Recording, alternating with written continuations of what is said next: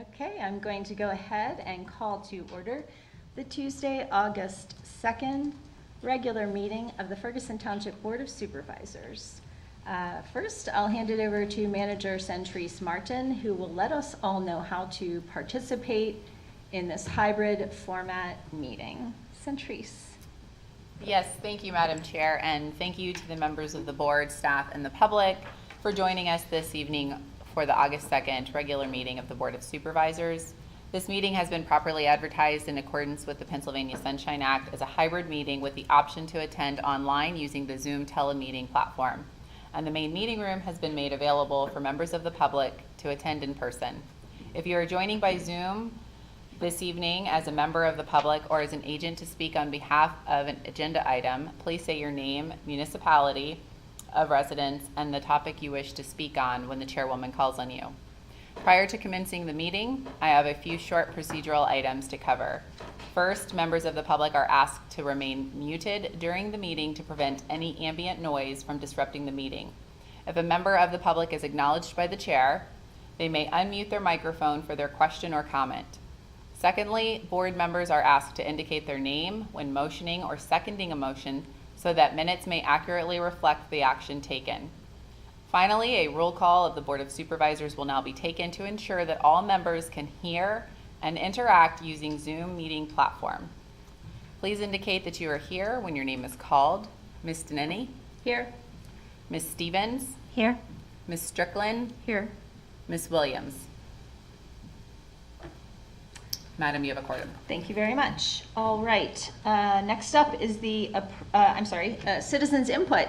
Would anyone care to give input on items that are not on the agenda this evening? If so, please state your name, your municipality of residence, and let us know what you'd like to talk about. Okay, seeing none, we'll move on to the approval of the minutes. I'll entertain a motion to approve the July 19th regular meeting minutes of the Ferguson Township Board of Supervisors. This is Patty. A motion to approve the July 19th, 2022 Board of Supervisor regular meeting minutes. Thank you. This is Lisa, I'll second. Thank you. Any corrections or comments? All in favor, please say aye. Aye. Any opposed, same sign. All right, motion passes unanimously. And let's move on to the authorities, boards, and commissions reports.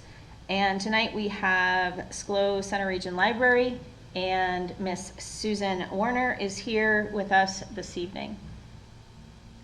Good Welcome. evening. Thank you. I believe you all got the report from SCLO, and I can talk about it. And if there are any questions, I can try to answer them. Okay, first let's What's your preference? Thank you. Any questions first? All right, any highlights that you'd like to share with us? Well, the highlights that we gave in our written comments were the library usage continues to be back to our normal levels or even higher, and Ferguson leads the way. It has the most checked out items in for all of the COG municipalities. Our summer reading program, many of you know about it. It's very, very popular, and we have 1,400 plus children ages 3 to 12 signed up, and then a few hundred teenagers, a few hundred adults. It's really very popular. Thank you so much. Yes, please continue. Mm-hmm. Oh, the other highlight was that during Arts Fest, we had the Book Fest PA again, and that too was very popular. Thank you. So I really appreciate the outreach that SCLO's been doing into the community through the festival outreach and also through the Pine Grove Mills Farmers Market and all the other things you're doing. It's really good to hear about really that those teens and those kids that are involved in that summer reading program. It's just very, very valuable, and we appreciate all the staff's effort to make that a really special program. So, thank you. And we appreciate Ferguson's support. Always. All right, thank you. If seeing no questions, let's go ahead and move on. We've got a cancellation notice for our Park and Recreation Authority, and then we'll move on to special reports. And tonight we've got our Finance and Tax Director, Eric Enderson, and he's going to give us our financial second quarterly report. Welcome, Eric. Thank you. Thank you, Laura. Centrise, can you let me share my screen, or whoever is in charge?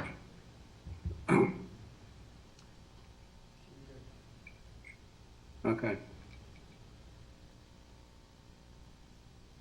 Well, I think that is this one. Okay. Slideshow. Can you guys see my screen? Yes. Yes. Okay. All right. Let's switch these two. Okay. So you should be able to see the 22 financial report second quarter. Yes. Okay. Thank you for everybody to allow me to report on the second quarter financial for the township. This ending June 30th. Before I get into there, I talked to one of my colleagues, and they said that it's good, especially with a new board, to take a topic and just go over it a little bit, try to educate. And he thought it was a really good idea. So I decided to pull the pension plans. So the township has two pension plans. One is a defined benefit plan. They usually shorten it to DB.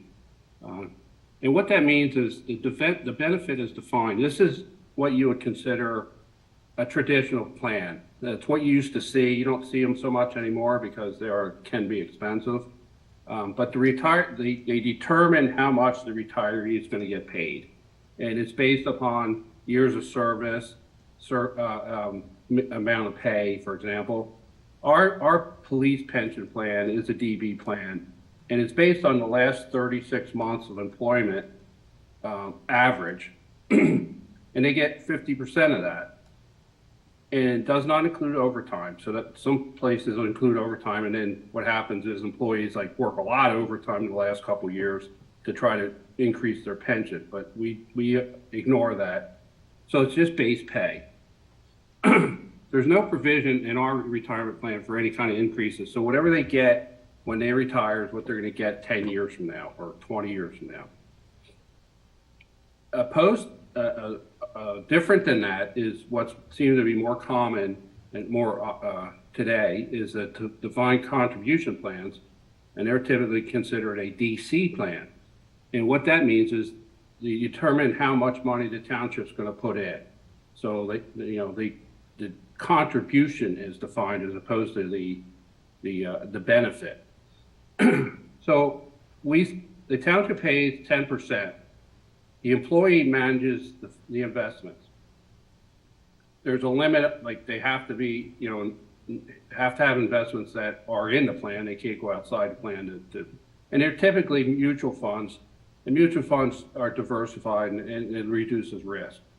So only the full-time employees, and other than the police, obviously, because they have their own plan, is a DC plan.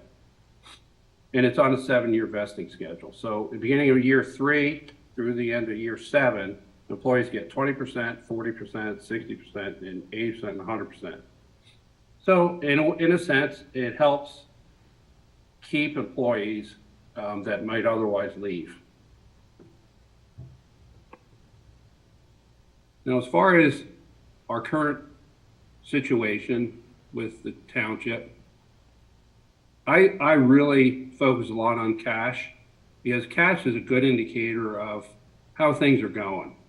And it's current, it's not like, at the end of the year, you have to wait till the end of the year. So we keep a real good track of our cash. And you can see 3 years, I think it's a pretty good idea to put a trend in there to see what we've done. You see the general fund was down, went up, and is down a little bit. Some of these funds are so small you can't even see what they look like. General obligation fund, which is our debt service, we took a lot of money out in 2019. we had a lot of money in 2020 for the Public Works building, and obviously we spent it all, so that's converted from cash to an asset. Stormwater fund is new this year. Well, not new, but first time we had a fee for it. So you can see that jumped up quite a bit for $1.4 million. And the capital reserve fund is designed for equipment. So we reserve that for any kind of equipment and building improvements, that type of thing. Regional capital recreation project, we all know what that is. We use it for the regional parks and pools and so forth. The TIF, Transportation Improvement Fund, that is our road projects. So you look at how we've been managing our cash on there. So, and it's been roughly $4 million-ish for a long time. So we fund that through the general fund, and sometimes we get grants. So, but that's used to manage all our road projects and some of the stormwater project. Pine Grove Mill Streetlight Fund, that's looking to have some money to put in the streetlights at some point. Park Improvement Fund, that's not a whole lot of money sitting in that, used to improve our parks. And liquid fuels is the money from the gas. I mean, we get it from the state, and we use it on projects, usually for roads because it's restricted. So the total is, we've gone from 22 million in total in 2020 down to 18 million and back up to almost 20. If you look at how we're doing this year compared to the last few years, in the general fund, 2021 was a banner year because we got some money from the feds. And it was also the end of COVID. So a lot of people were out buying and selling homes, and the economy started coming back. So that kind of spiked, and you can see we're kind of trending back to what we normally see this time of year. Capital projects, that's basically up to us whether we want to spend money on projects or not. Special revenue, now for 2022, that includes the stormwater fund, so that's why that's so high. And it used to be in the capital projects fund, so you see that drop from 21 to 22. Debt service, we talked about that, and then in total. So the tax revenue, that include the stormwater because we're not considered that as a tax. So real estate, earned income, transfer tax, and local services tax. You can see it's gone up in 21 and dropped back down, but it's a little bit better than 2020. We did modify the formula for the TIF, which is coming out of general fund. It was 60%, went down to 40, now it's up to 50. So there wasn't a whole lot of receipts that jumped out at me. I did notice that we got a fair amount of money in stormwater revenue. That helps the township considerably. And as far as expenditures, we did spend some money on equipment, and we did pay some retainage on the public works maintenance facility, Mack trucks. 87,000 was what it cost us in 6 months for the bonds. 130,000 for pavement markings from liquid fuels. 314,000 for microsurfacing from liquid fuels, and then another 129,000 from liquid fuels for Kerman ramp updates. And that's kind of all what I have at this point. So if there's any questions, I'll try to answer them. Thank you so much, Eric. Are there any questions? I'm seeing none. Again, many thanks for that informative presentation. I agree, it was good. It was very helpful learning. Pensions, that was a bit mysterious to me, so I really appreciate that very clear presentation for us and folks. Thank you. Yeah, folks listening. Okay, let's go ahead then and move on. We have no other special reports, so we're moving on to COG and Regional Committee reports. Tonight we only have Park and Recreation Governance Committee in terms of COG reports, and that's me reporting. I have attached a report to your agenda. I will point out some highlights and take any questions. As previously discussed, we had, as a committee, really started to talk about how our park system is kind of a joint endeavor comprised of two systems. Your municipal systems, which there are 5 or 6, depending on how many municipalities you count, and then the regional system that we operate together through COG as a region. That I keep repeating that same thing. I will say progress has been a little bit slow on the committee, but that's not really why I'm repeating that same thing. I'm repeating it because it really branched out our discussion into thinking about what we want all of the entities that are involved with our parks to do. It really branched out that dialogue into what do we want them to do in the municipal parks and what do we want them to do in the so-called regional entities, regional recreation entities. So we kind of approached that multiple entities. What do I mean by that? To reiterate, there's the COG Parks Agency at the region. A typical COG Parks Agency is governed by the COG committees and the COG General Forum. The Parks Agency, however, is sort of mostly really governed by the Park Authority, so that's another entity. The budgets that relate to those entities go through the COG, whether it's an authority budget or a COG budget, and then the municipal system is capitally financed by the municipality, which we'll be talking about our capital improvement program later, where we have our capital improvements for parks. And then that system is operated by the region, and whether it's operated by the regional authority or operated by the regional agency can somewhat be really very confusing sometimes for all of the entities involved, hence the initiation of this committee. So really pulling that all apart and approaching it in a very methodical way has been very helpful, but progress has been slow. I will then also just say that the committee came to the point in this past meeting where everyone together, some of us had said it previously, everyone together really vocalized that we want to have, now that we've talked a lot about this very complicated system, details, higher level, back and forth, we would like some scenarios to be posed to us of what a potential governance structure might look like, to kind of push back against, think about how would that actually be operationalized. We actually have a document like that from the Parks Comp Plan effort that lays out 4 scenarios, and then we have the Parks Comp Plan that lays out another scenario. So we have a starting point there.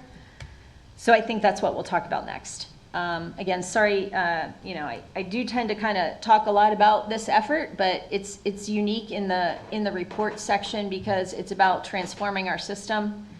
So it's really important that everybody really understand what we have now and then where we're going. And I got to keep you all informed, because if you're hearing something that sounds like off the track of where you want us to be heading, we definitely have to get that back to the region. So that time will come formally soon. I think we're going to try to develop our, recommendations a little bit more, and then maybe have a preliminary discussion after we review some scenarios. Any questions? I do, actually. Yes. So Yes. I'm always confused by, now, doesn't Tudeck Park have its own board of directors? Or? Well, that's an interesting question, Patty. Tudeck Park is a municipal park, but there's a unique thing about Tudeck Park, which is it's some of its land is really overseen, I guess I would say that word, by the Tudeck Trust, the Tudeck Memorial Trust. And so how does So that play into how does that play in?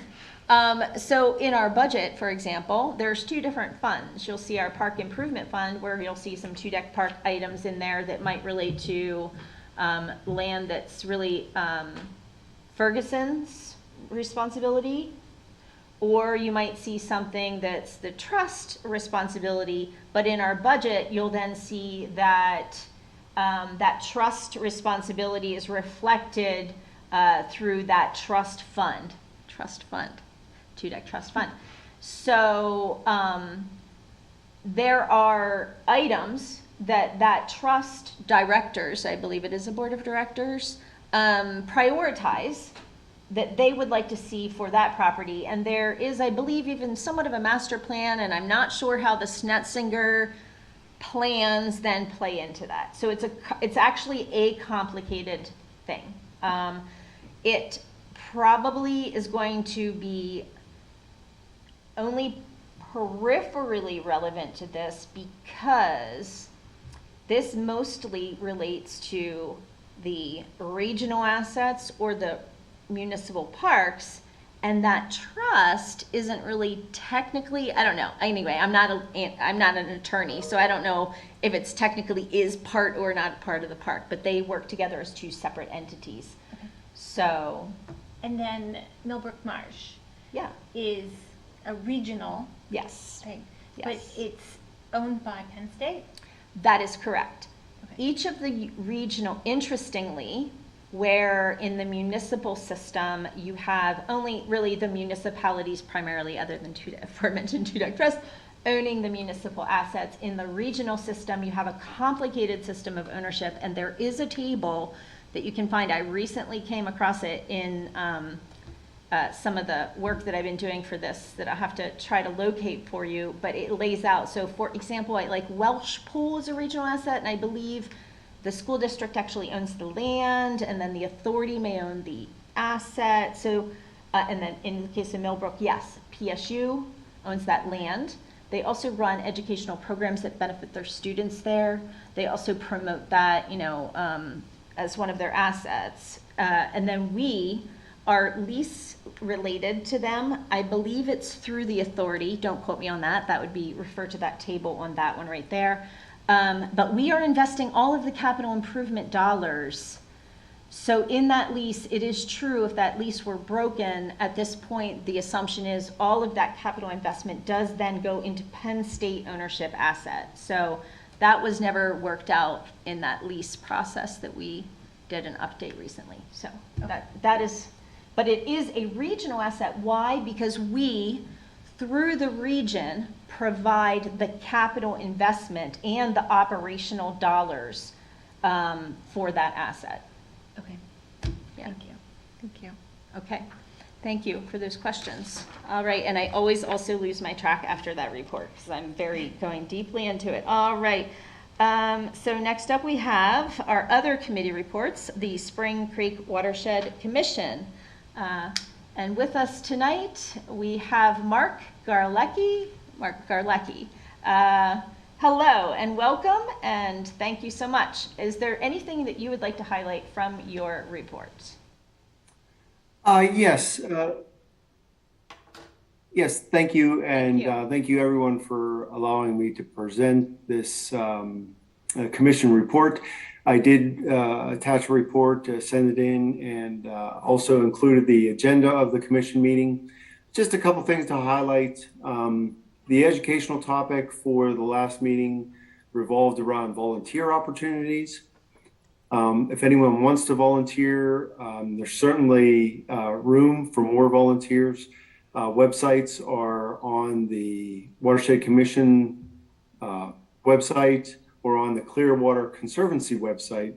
There's certainly many opportunities to volunteer for watershed activities. The commission continues with the One Water Plan, getting organized and creating a structure that will involve many different parties, not only the municipalities and Penn State within the watershed, but also different government entities and different stewardship groups. So an executive steering committee is organizing the phase 3 of the One Water Plan for the Spring Creek Commission. And that'll just guide activities and identify risks in the watershed. I also want to point out that that One Water plan is going to dovetail with the state of Pennsylvania's plan, which is called One Water. And it revolves, the Pennsylvania state water plan will revolve around water needs as well. If we take a look out west, we're obviously seeing that there's a need for water resources out west right now. And we don't want to get caught in a position like that. So this planning is crucial for our watershed and our state. There's an Atlas project, which is sort of the outreach arm of the commission. It's to promote awareness within the watershed. And we started a recognition program. So it's the first year of this recognition program where several stewards of the watershed are being recognized for their activities and volunteer activities that they've had over the past years. So there's a list of 18 individuals, and those individuals will be recognized through this formal program. One other thing I did want to mention, and this is the last thing, there was a representative from Bellefonte Borough, and she was lamenting a bit. She was kind of frustrated that the Bellefonte Borough Council did not allow a sustainability questionnaire to be delivered to the residents of Bellefonte. And the cost of it was only like $300, but the council voted that down at this point in time. And so I did want to thank the supervisors because I know that there was a climate change committee. I was helping out with that committee as well, so I helped out with that initiative. But I just wanted to thank the supervisors here for allowing the focus on climate change and sustainability. Right now, it's a critical environmental item, and so that's it for me, unless there's any questions. Thank you so much, Mark. I don't see any questions here. I will make one comment on the One Water plan. I think it really needs buy-in. I think that we've seen that Ferguson Township is really a leader in this area. We have our source water protection ordinance and have really worked on our stormwater ordinance, and we are really very supportive about working with the State College Borough Water Authority. There are other entities even here in the center region that are less supportive of that, and there is a high cost to that item. So I have always advocated for an alternative approach, although I do, of course, appreciate every volunteer's effort in protecting the watershed. And I would love to see us work together with our MS4 program, and really there is a strong need for volunteers there too. Sorry, one more comment. To do things like, I don't know, stormwater stenciling and that kind of a thing. And I wonder if, Patty's like, I've heard that 7 other times. Yeah. I'm wondering if Penn State, a partner in this, could bring that watersheds, it's like master watershed program that they have rolled out in other counties. I wonder if they could help launch something like that here to really feed that, pipeline. I hate to use the word pipeline, but that effort to get more volunteers involved in this, because ideally what we really want is buy-in and compliance, and we can get that through each individual municipality enacting better ordinances and through their own citizens feeling really empowered to put pressure on those individual municipalities. So I'll offer that as an alternative approach as well. So if that conversation ever happens there at the Watershed Commission, that would be great. Well, certainly I will voice your support at the next meeting, because often they ask, what's the latest news around the watershed. So I will certainly support that. Thank you so much. Or mention that and mention your support. I think that's wonderful. You mentioned the Master Watershed Stewardship Yeah. item or program. Yeah. And I actually was involved in that Oh. in York County for a little bit and suggested that in the Ferguson Township climate change document. All right. So I think it's a great idea. Huh. One of the things is like you mentioned too, it takes effort and volunteers to push Yes. those programs Yes. through. But that's a great idea. I'll tell you what, Thank you. I have seen in our parks surveys, when we look at these kinds of things, people really want these kinds of programs. So I think that if they felt like it was something that they understood and was structured in a way that they could participate, I think that we would see a lot of people interested in it if it were offered here. So this watershed commission, if you think about the structure of it, it really could provide, Mark, a place for your idea, apparently, that we've mind melded on to, perhaps grow some legs. So, or gills, or whatever kind of a water analogy we should use right now. So, okay. Yes, I like it. Thank you. Okay, thank you. All right, let's go ahead and move on to the township manager's report. Ms. Martin, anything you care to highlight? I do not. No. Okay, I'm sorry. Okay, I have a I'm question. going to talk a lot tonight too, so please do have a question. In your report, you had given a timeline for some of our upcoming meetings, and there was one about the operational budget, I think, that the meeting was on November 8th, which was Election Day. So I just wanted to I'll be darned. Thank you for pointing that out. So what yes. time?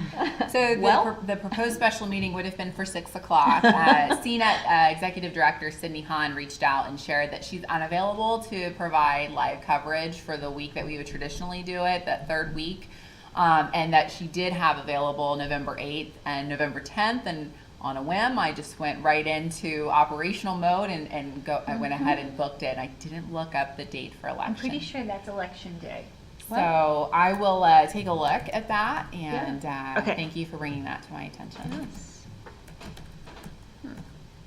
I thank you. And when I said I'm going to talk a lot tonight, I didn't mean to say that, so don't be afraid.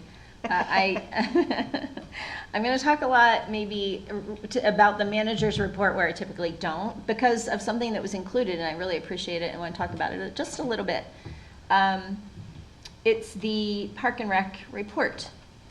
I just want to say how much I appreciate it, and then I just want to draw our attention to one item. Yeah, it's really, I spent a lot of time on this report just thinking about this data, and it was so incredibly helpful. I've probably said it a couple different ways now, so yeah. Would anyone else care to comment on it before I just make one or two comments?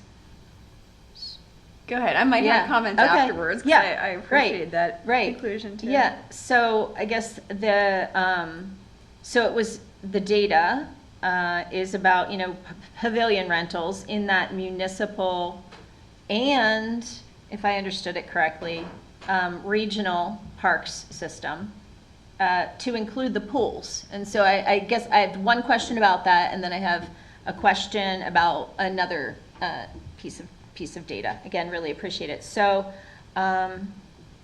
scroll down here.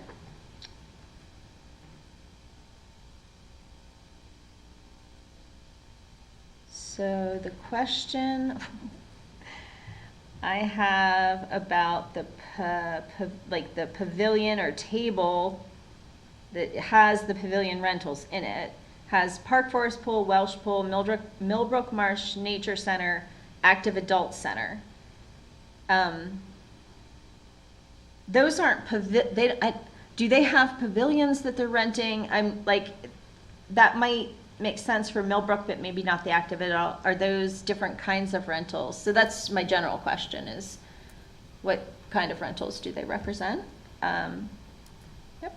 And again, it's really well done. I really appreciate, it's so clear, so I can really hone in on exactly what my questions are. And then the other, I think I answered my own question when I was thinking about this, but I really want to confirm it. So the sports field reservation pie chart says, in the chart below, all renters were based in College Township, with one renter based in Harris Township.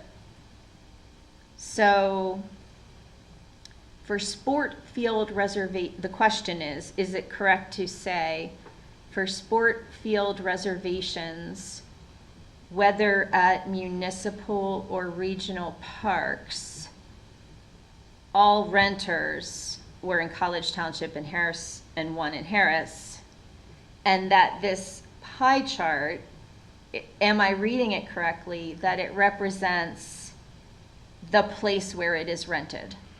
I'm pretty sure that that is correct, but I just need to verify my understanding so I don't, yeah?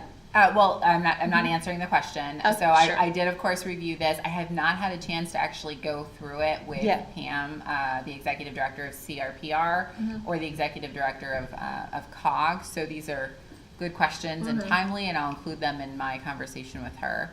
Yes, yes. Overall, just really a good report. And I did think about how helpful it would be to have the programming information in here if we could get to that point with that application that they've transitioned to. So if you can ask that question as well, that would be great. So thank you so much. If nothing else, we'll move on to any other questions for any other staff reports. We've got our Public Works Director report and Planning and Zoning report. I did. Okay, Patty, yeah? I just had a question about the Public Works and the paving projects that said they're going on from summer into fall.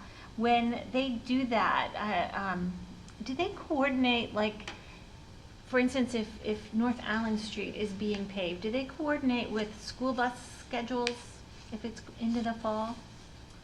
That's a good question for Public Works Director. I know there's a lot of coordination, but to the extent that it's with the school district, I'm not sure. But I'll look to Dave Modriker to weigh in on that. Yeah, I missed the very first part of the question. Coordinate with the school district, and are you talking about our own capital projects? Like for paving projects, do you coordinate, like for instance, if North Allen Street is going into the fall for paving, do you coordinate with the school district about bus routes? School bus routes? We do, Okay, yes. brilliant, brilliant.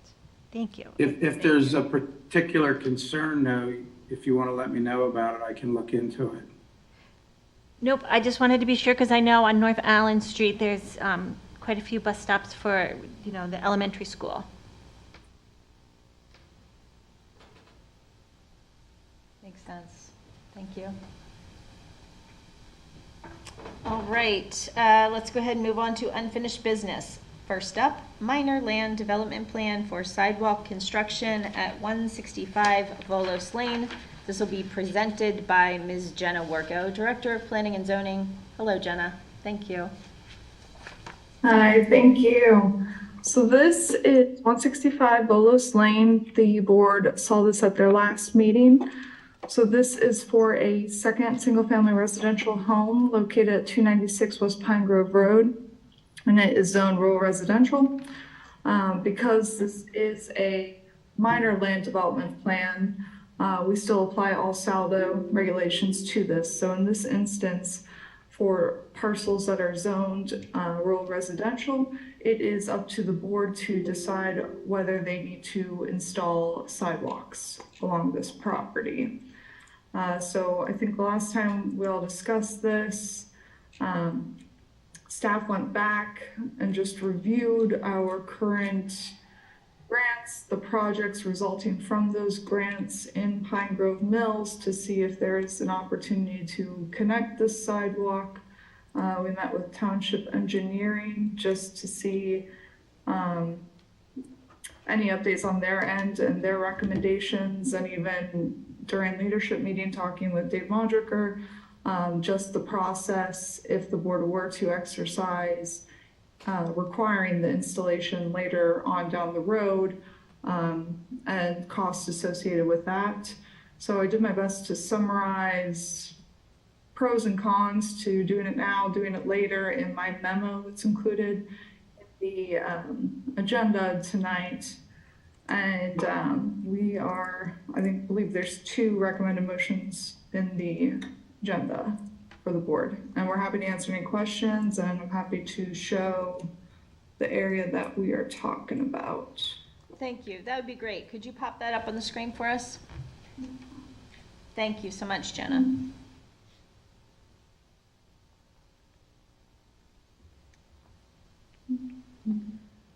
Does anybody have any questions while she's popping that up?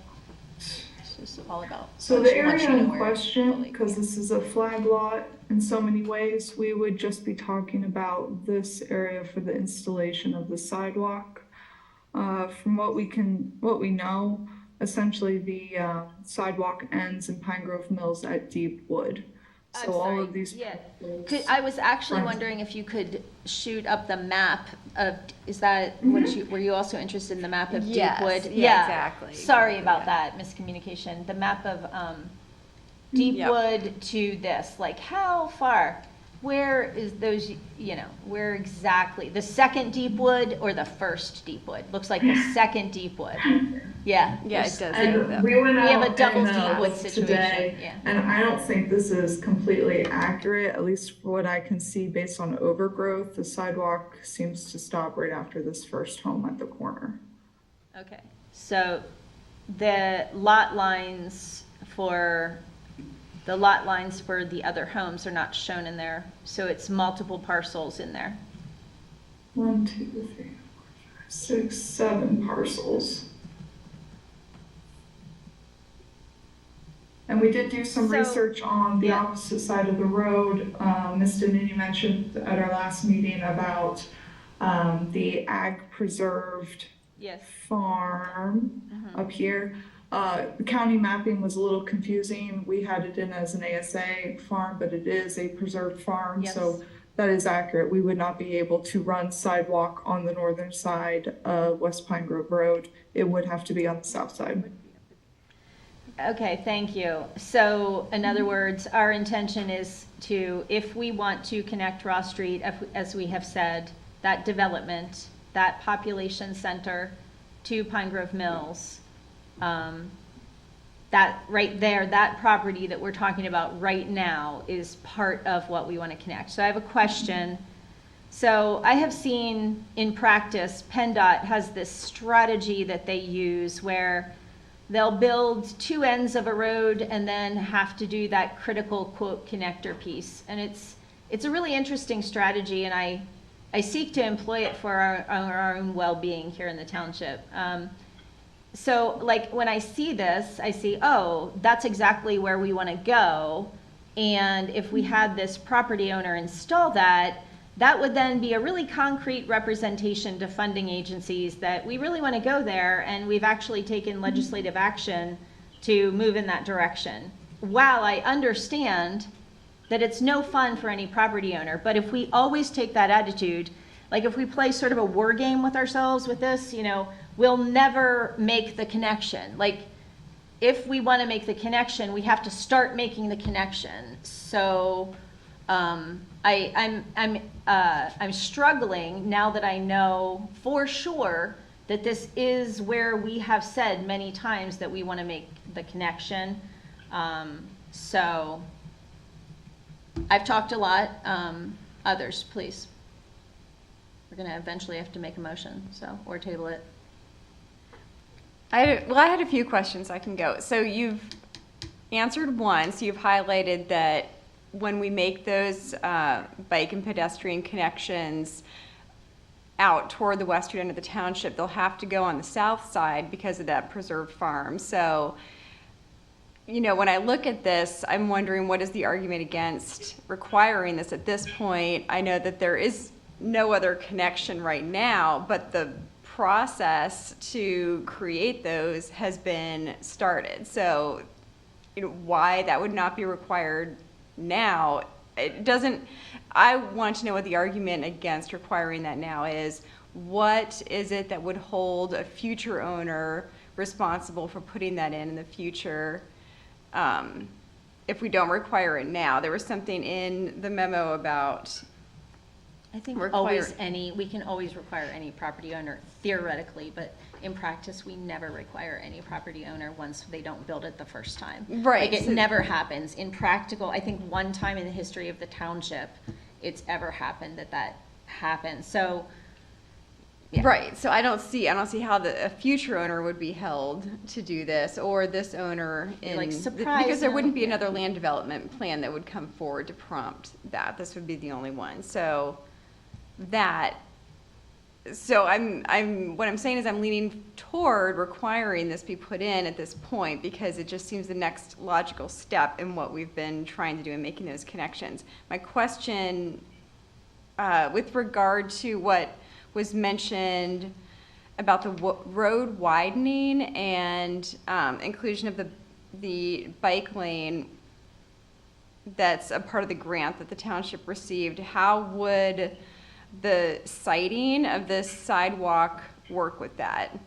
I wasn't clear in any of the mapping, or if maybe that graphic wasn't included. So where would that widening be? Would that be abutting what is this sidewalk? So I wasn't clear on where all those things would lie.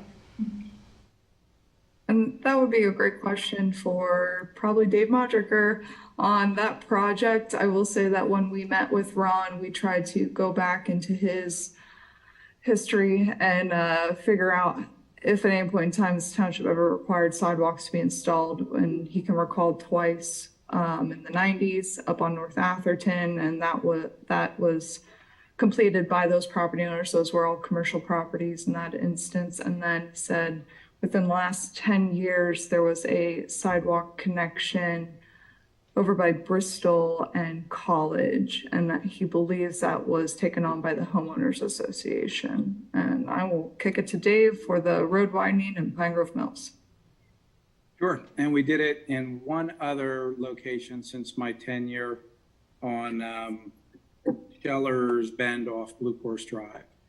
The difficulties you have is when you try to do it 20 years later, you're retrofitting it into topography that really didn't consider the levelness and flatness and location of a sidewalk. And we need to design it and then give that property owner the design, and then they build it. So in terms of where would the sidewalk be located, in town, it's a little bit easier because we have curb. We know where the right-of-way line is. Typically, the sidewalk's going to be adjacent to that right-of-way line, either on the property owner side or the street side. And I did not look into the detail to see if it should be on the property side or the street side. The road really will not be widened as much as the shoulder improved. So we might have a 1 foot widening perhaps of the shoulder in that location. So I probably just have to look at a little more detail to know which side of the property line to recommend it for. Thanks, that's helpful though. I appreciate that. I wish that there was a way to count the number of people who walk and run on that road. I mean, I recently passed somebody pushing a stroller on this road, so I it's have multiple times. It's really heavily used by pedestrians, runners, and it's, I mean, young people. So So where does, getting back to my school bus stop issue, Yeah. Does there a school bus stop out there? There's young people Yeah. out there? mhm. And Oh, they yeah. just wait in the grass then? Where do they wait? At the bottom of Ross Street? That's where there's one, right? Yeah, there's And one, then- they wait, oh, they stand in the road, or, I mean, you where stand it's 50. on Ross Street, and then they have to cross the street. They have to cross When Route it lets them 45. home, at home. Yeah. So that's why to Ross Street, it makes a lot of, that, so could I pick up on something in the memo? Something you said made me really want to look at the memo more closely and think about kind of why I picked up on this. And staff's memo is kind of about no projects for sidewalk installation are scheduled in this area. And that's accurate. I want to, support that that's accurate. But what I was going from is memory of the small area plan. Remember that day we spent a couple hours in the back room there, just like the final, right, getting all of the stuff in there. So I know that ideally that's and even past that point in time that we've discussed that. I think what happened was through the grant, the identification of assets for the grant, that we said, okay, we'll take Sharrows, but what we want, and this has never changed, and what we want, it's not what we want, it's a reflection of the small area plan time and discussion and dialogue. What we want is an off-road pedestrian connectivity.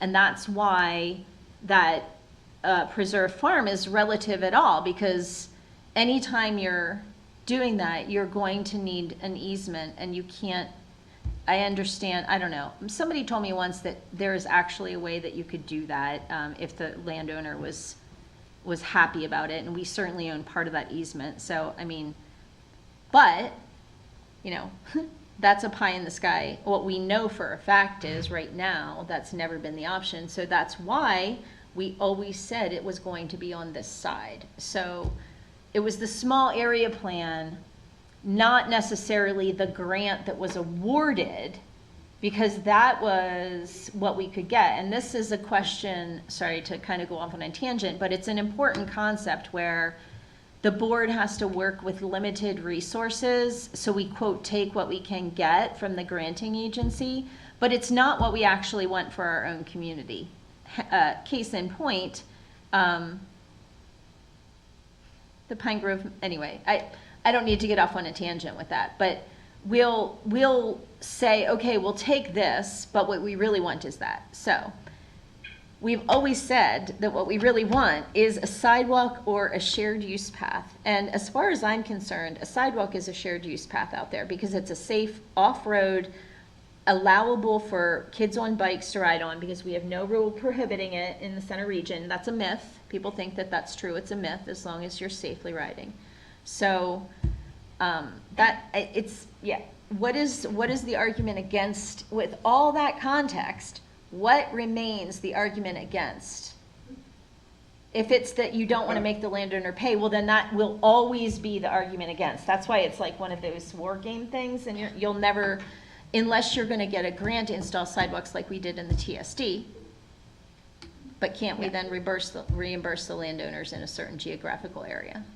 So. Right, and I think too, we just pointed out here that there is between this little connection that could possibly be made, this little sidewalk, and the end of what exists, there's, what did we just count, seven houses.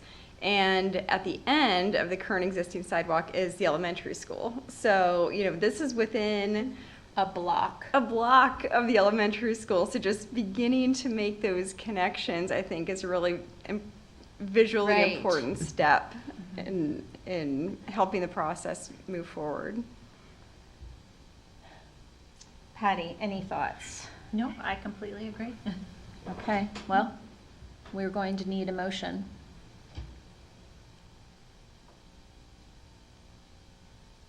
Okay. Let's see, I move, this is Patty. I move that the Board of Supervisors approve the construction of sidewalks along the property fronting West Pine Grove Road. This is Lisa, I'll second. Thank you. Sorry. Is there any other question or dialogue on the matter? And thank you for the screen sharing. I'm stalling a little bit because I'm looking for a Zoom participant list to see if anyone else, if Tiara, I think Tiara may be. She's on site. She said she's transit, take a break. Oh, okay. In real life. Okay, sorry. That was there's somebody in real life going to be arriving. Sorry. Thought it was a virtual thing. All right. If there's no other dialogue currently, then I will go ahead and call for a vote on the motion. All in favor, please say aye. Aye. Any opposed, same sign. All right, motion passes unanimously, and we'll move on to discussion and authorization of a public hearing on the draft 2023-2027 Ferguson Township Capital Improvement Program budget. This will be introduced by Ms. Centrise Martin and Eric Anderson, Director of Finance. Thank you, Madam Chair. I also just want to pause for a minute and see if you'd like to transition for your Okay, board great. mate to. Sorry, I That's wasn't okay. understanding that signal. Very good. Yes, please. Let's call for a moment of recess. Okay, thank you.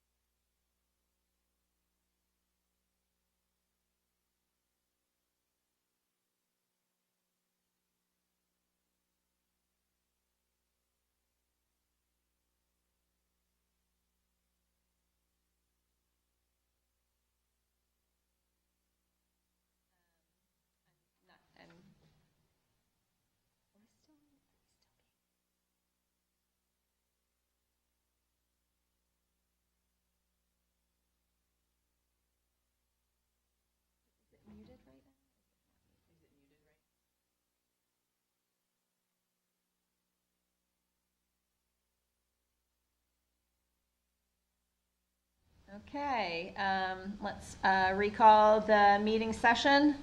And we have just moved on to our discussion and authorization of the public hearing on the draft CIP.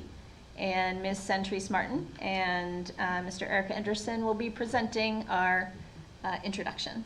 Thank you, Madam Chair. So as provided in Chapter 1, Administration and Government, Section 902 of Ferguson Township Code of Ordinances, the Township Manager shall submit a 5-year capital improvement plan budget to the Board of Supervisors annually. Provided with the agenda is your draft capital improvement plan budget for 2023 to 2027, which includes a summary of the major township expenditures proposed across each department for 5 fiscal years. Capital items are generally defined as any item costing over $2,500 and having a projected useful life of 1 year or more. It is important to note the capital improvement plan serves as a plan for budgeting, but it is not a budget.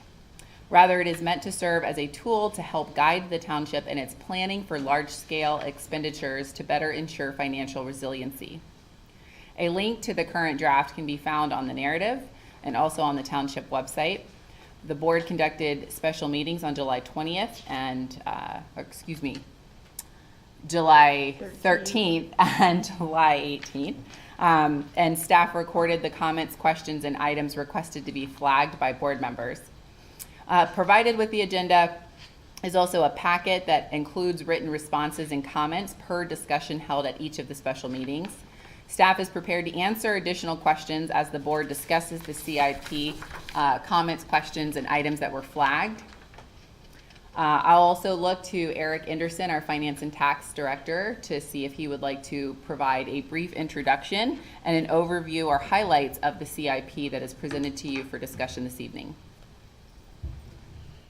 I can give you some comments. The township is looking to spend roughly $112 million over the next 5 years. That includes all funds and also includes interfund transfers. With that, on page back, $94 million net of transfers. That includes any equipment, road projects. Roads are a large part of the CIP. Equipment for police, public works. It also includes personnel. So it's an attempt to try to be an all-encompassing document that we can use for planning beyond just capital. It includes revenues, expenditure, grants, pretty much everything you could think of that we would be interested in tracking.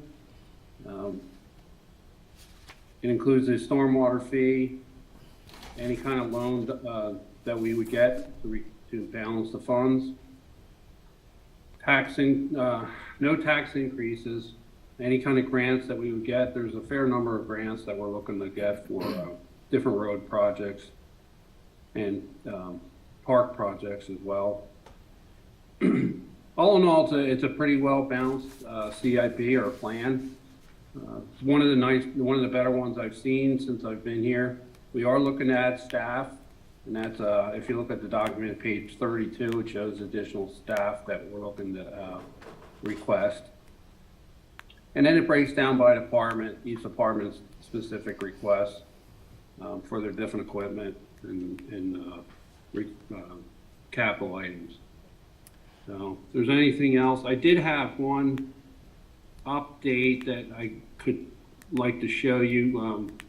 With the road tour, there was an update to the road projects, and if you're interested, I could share that with you. And I highlighted them, which ones got changed, and it was with the changes, it allowed me to reduce the loan looking for the TIF from $3 million to $2 million, saving $1 million overall.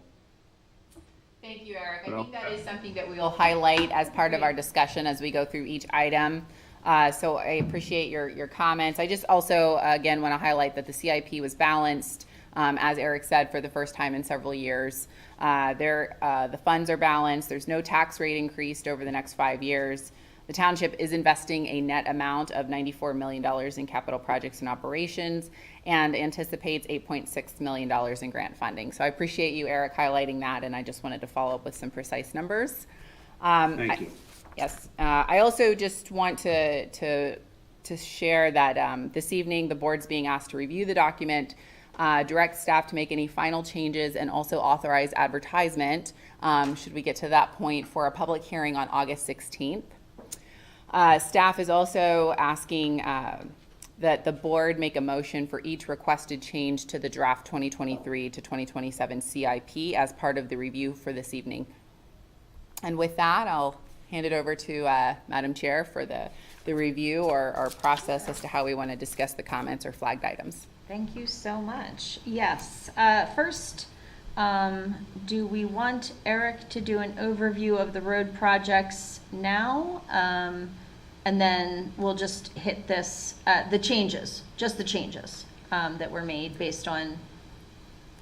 I would suggest that if you want that to be introduced to maybe Eric and Dave Modricker kind of do that. I think it was Dave Modricker that made the changes, and then Eric made it to the document itself. Okay, great. So let's go to Dave to review those, and then if we have questions later, we'll go to either Eric or Dave. Great. Thank you. Hi, Dave Modricker, and thank you. Oh, and also a big thank you to all staff for being here this evening for any questions that we may have. So, Dave Modricker.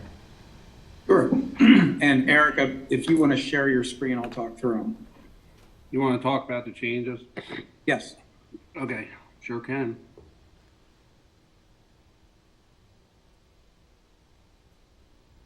All right, so we'll start at the beginning. So the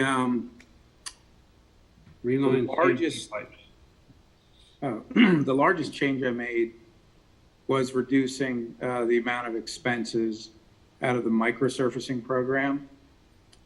So I reduced that from an estimate of approximately 700,000 to 500 some thousand. So that made a difference.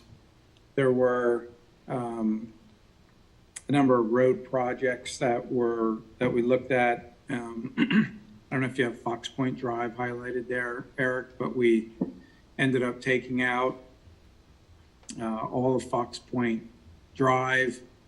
And they deleted it. Okay, so that was deleted. So after that was taken out, that resulted in a reduction. Anytime I made changes to the roads, I also had to take a look at the line items for the ADA handicap ramps for the current year, as well as the amount of storm pipe that was involved. So those items were adjusted. When we were doing some paving in Park Hills, we looked at adding Cherry Hill Road. When we were in Overlook Heights, we looked at adding Denton. You can see the years that those are listed in. An addition of Glenwood Circle, addition of Aaron Drive. So there were some additions of roads as well as some removals. So Eric has those highlighted in yellow. Looks like you moved Plainfield up a little and then Stone Bridge back. Yes.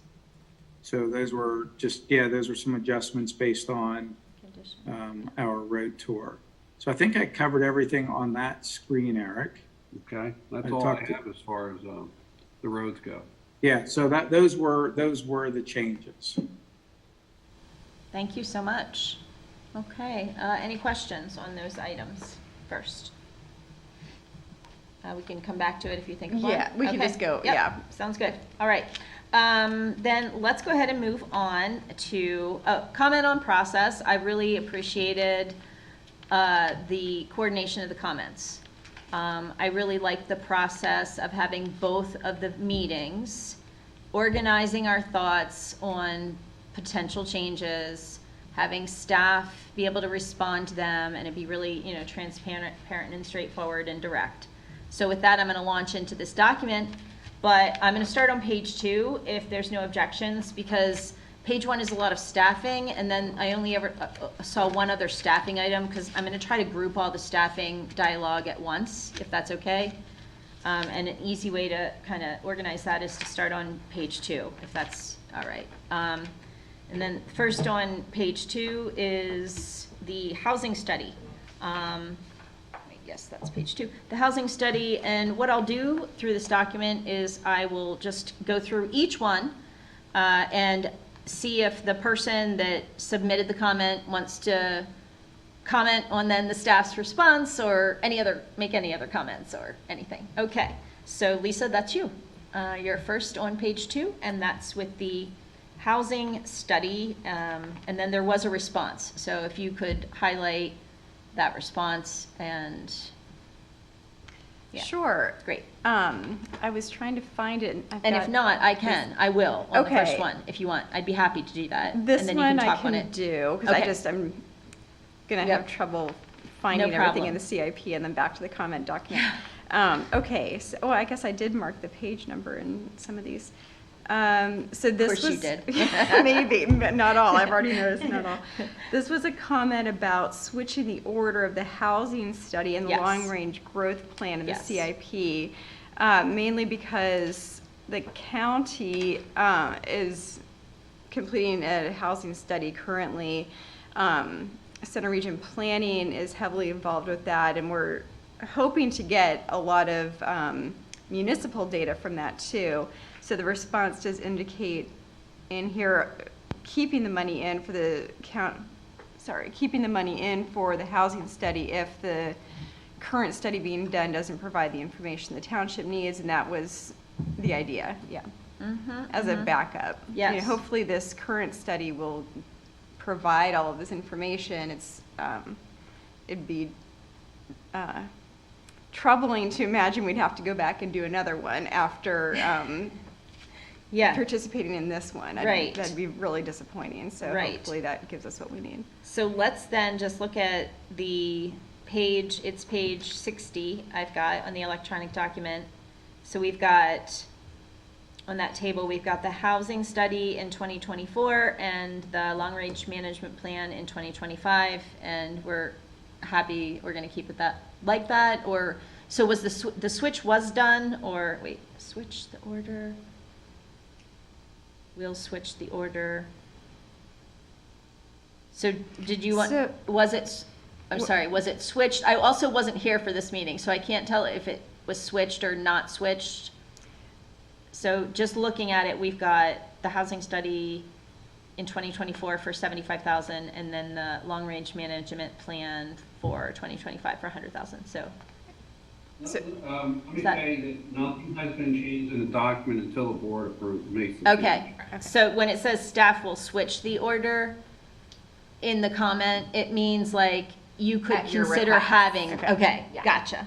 All right, so So that was my do suggestion. we, okay. I'll So leave it at then that. we know that we all need to make a motion if we would like to change this, and the change would be that you would rather see long-range management plan in 2024 and the housing study in 2025. Correct. To allow time for that to, okay.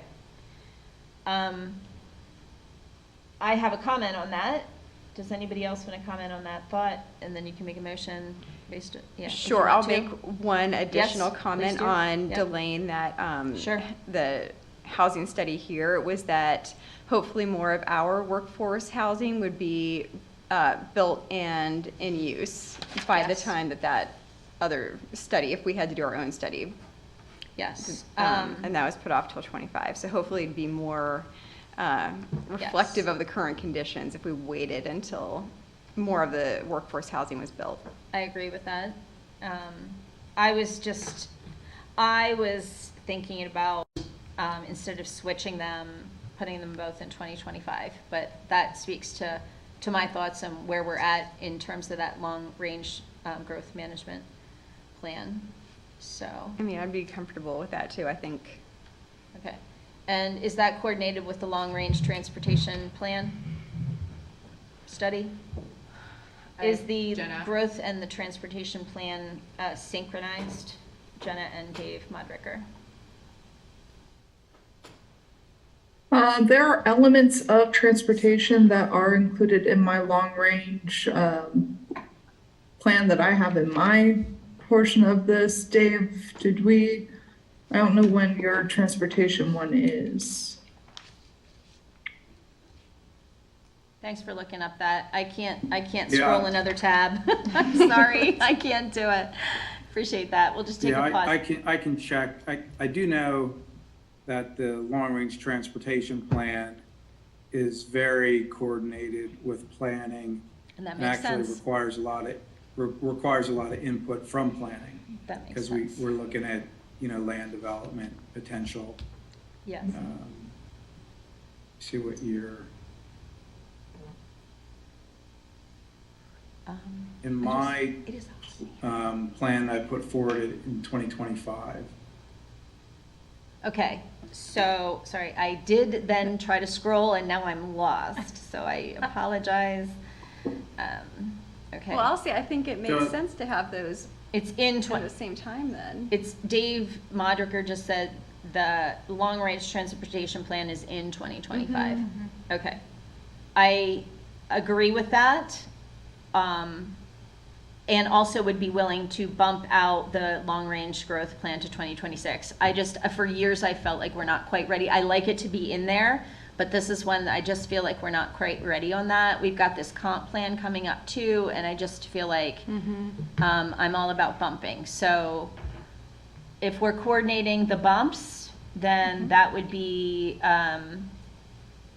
regional housing study to 2025, long-range management plan to 2026, and the long-range transportation plan to 2025, if there is a need to have it pre the growth plan, the growth as it is now. But if what Lisa said is accurate, that they could be coordinated, then we'd be bumping them both to that.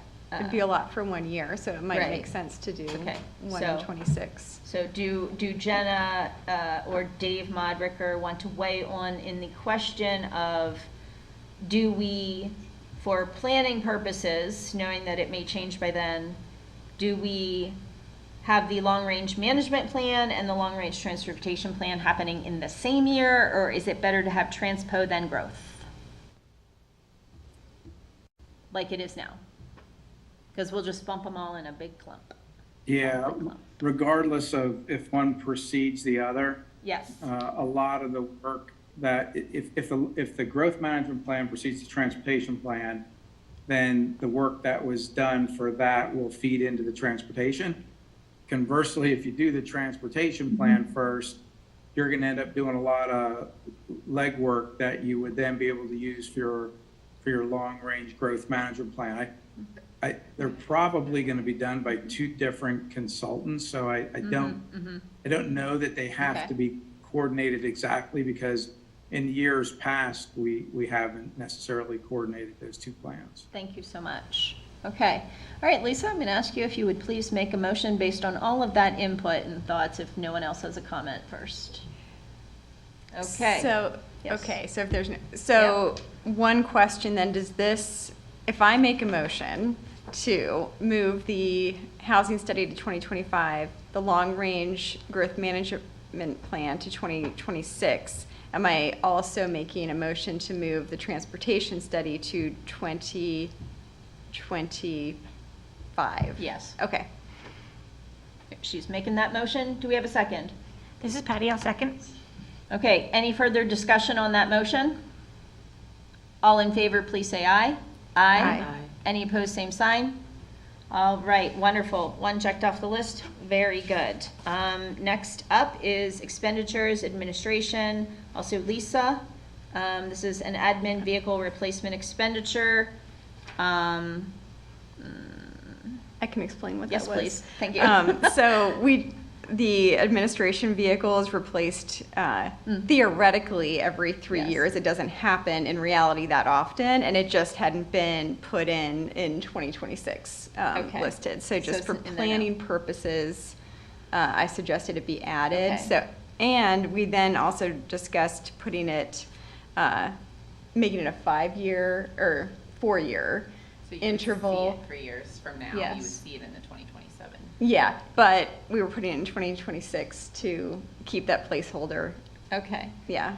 So, but we still need a motion for this, though? Okay. To add, To yeah, add to it. change Okay. And that's what I'm Yep. recommending, is that we do the No, motions it's for good. the changes. I just, it shows that I wasn't there. Please, go ahead, yeah. So I'll make the motion that the admin vehicle replacement expenditure be added to 2026 as a placeholder. This is Patty, I'll second. Okay, any further questions, discussion? Seeing none, all in favor, please say aye. Aye. Any opposed, same sign. Motion passes unanimously. All righty. Expenditures debt. Lisa flagging microsurfacing loan. Is this about understanding it, or we did just recently talk about reducing it. Right. Tonight. So Is there a question about why a loan, why not taxes? Is that, it, did that get worked out? no, it did not. Okay. It was that, that was the cost. And to cover the cost, there would need to be the presumptive, It's an internal loan. An internal transfer. An internal loan. That's why we were confused. Okay. The Okay. word loan. Okay. Very good. It's a transfer. But I'll But look it's to called a Dave loan. to elaborate or expand on that a little bit more. Okay. That'd be great. Sure.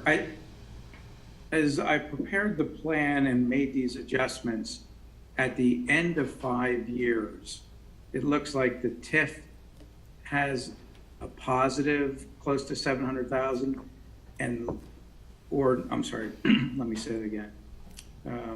The TIF has about a negative 700,000, and the liquid fuels account has about a positive 700,000.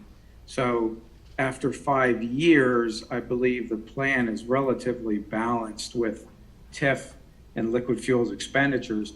However, there's some swings through those 5 years, and I think that's why Eric proposed what he did to cover the swings over the 5 years. And Eric, can you elaborate any more? Yeah, looking at the data that I have, the TIF is going to be short money in 2025. So I think it's important that we make sure we have enough money to keep the fund solvent. And is there a reason why we're using the word loan as opposed to transfer in this particular thing? Well, It's just an my- accounting term that we I'm don't. looking for external loan from the bank. Oh, okay. Thank you. Okay. Loan does mean loan. Very good. okay. Any questions then about that? I'm sorry, that was my question. Okay, so we're not discussing an interfund transfer, we're discussing an external loan, the taking on of debt, okay. So, Eric, with the recent changes that we discussed at the beginning of the meeting, are we still looking at that loan? Instead of $3 million, we're looking at a $2 million loan. Okay, thank you.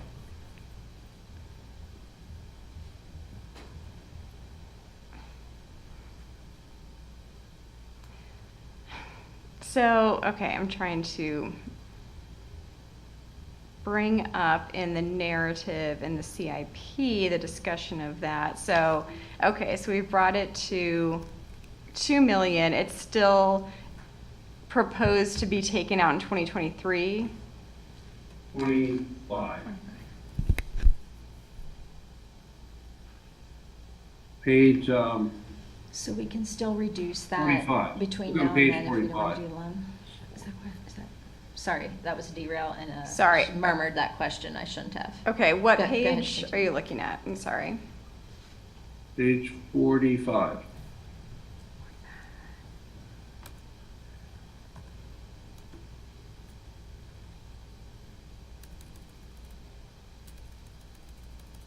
So payments begin in 2025. Right, and that's when the loan would be taken. Okay. Same date, same.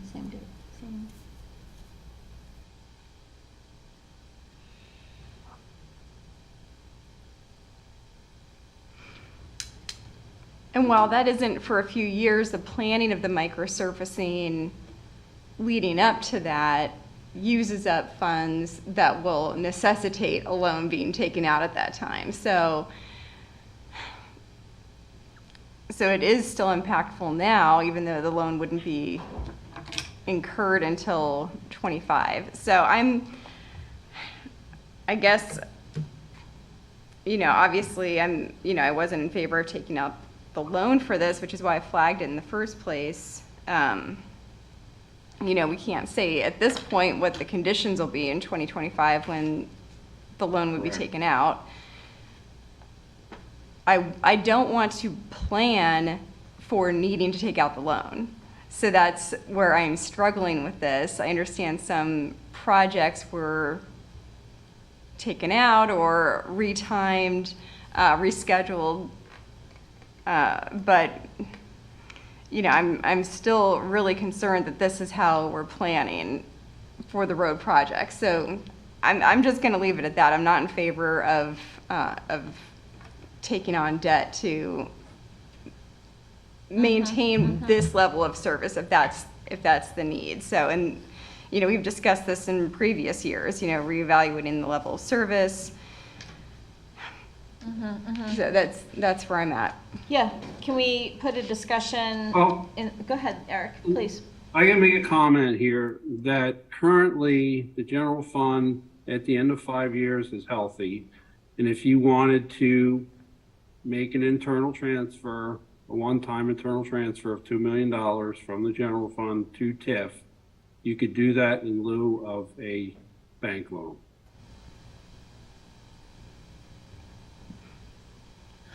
But like just referring to an experience on the COG, Eric, I'm sorry, Dave, go ahead.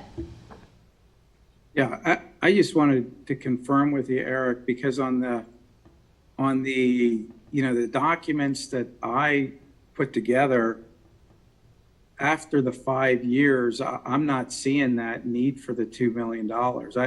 I thought it was an internal balancing through that 5-year period. So I guess there's something you and I need to get together to look at. Sure. That sounds like a plan. Yeah, so the Director of Public Works and I, Dave Mondiger, we had a meeting and we did reevaluate the methodology, and we did reduce it to where we had, based on the calculations that were determined and recommended by Dave Mondiger, to bring us down below the amount that was requiring or projecting to have a loan. We reassessed and we brought down the projects, the expenditures for the projects below the amount that would require the loan. So I apologize for the confusion. Earlier I said if there wasn't a little bit of excess, it would have been an internal transfer from the general fund. The short version is Dave Mondiger is reevaluating the Excel file, and we'll have to have a meeting and talk about. Okay. So we can table this. Okay, yeah, that's where I was gonna head with that, is that maybe, because I also was gonna refer back, I'm writing myself a question, do we need a motion about the road projects too? So why don't we, do you want to table this until later in the meeting right now, for now, and then decide Let's if do we're that. gonna Let's bump come it back to further that. then? Okay. And we can bring it up then for the board to see. We don't need an official motion then to table this, because we're just We'll going come through back the to it list. at the Yep, end. Thank come you. back to it, okay. Any further questions before we leave this now to come back to it? No, just Okay. a note that when we get to the budget, we'll really need to talk about the TIF allocation and that formula to that fund. Yes, yes, and referring to the next item, Lisa, please refer to the stormwater projects spreadsheet. Stormwater projects was the comment in here, but So I think yeah. that was staffing. I think this relates back to the Okay. staffing. So because we'll I- get back to that then. Because Okay. I had brought this up Okay. during the first work session when we were talking Yeah. about staffing, but we needed to talk about it at the second one, so I think that's what that's Right, referring to. okay, okay, sounds good, all right. Okay, then let's move on to page, let's see here, is that page 2 again? No, that's page 1 again. I'm sorry if I've misled anybody, I've got 2 page 1s. Now I'm on the page that is buildings and grounds, my comment, top of the page, okay. So that was, the question about the exterior lighting, moved to 2024. So if I'm understanding that, that means that it's now in 2023, and then I'm providing a motion if I want to see it move to 2024. Can we just the brief to review the brief dialogue about that is we were really just kind of thinking that, or maybe I'm misinterpreting, the awaiting further discussion comment is we were thinking we'll put this on a board agenda and bump it, or put it on a board agenda and leave it in 2023. And right now I'm just strictly thinking about workload, and or does this depend on staffing? And so if so, we can bump it with a carrot or something. Like a little, does this depend? Yeah, Dave, I will look to Yeah. Dave on that one. Thank you. Dave, yes. Sure, this got added rather late to the CIP. Yeah. So we just haven't really had an opportunity to Okay, better solidify an estimate of what the lighting would cost. So we're going to have a little bit of legwork, meeting with vendors, getting pricing. So whether you want to move it forward in 2023 or 2024, just know that we do have a little bit of work ahead of us before we can a little implement. bit understatement. Yes, that's what I was thinking. I appreciate that confirmation of that. A little bit of work for this project. I thought you meant across the board. So the reason I was thinking about moving it to 2024 is, for me, it seemed like a more practical assessment of when we would be getting to it. I think that's a fair Okay, statement. all right, then I would just make the motion that we bump this to 2024 based on workload. And this is Patty, I'll second that. Okay, any further discussion or questions? Okay, all in favor, please say aye. Aye. Any opposed, same sign? All right, great. Next up, fire station. Further discussion on funding options as it relates to regional services, et cetera. Awaiting further discussion. So no further discussion yet. We're not having it tonight. I guess I'd just leave it as it is then, not making any motions, so. Okay. I would like to actually do a quick scan of where it is though, because I lost my page on that real quick. I just saw it. It's, well, the land acquisition begins in '24.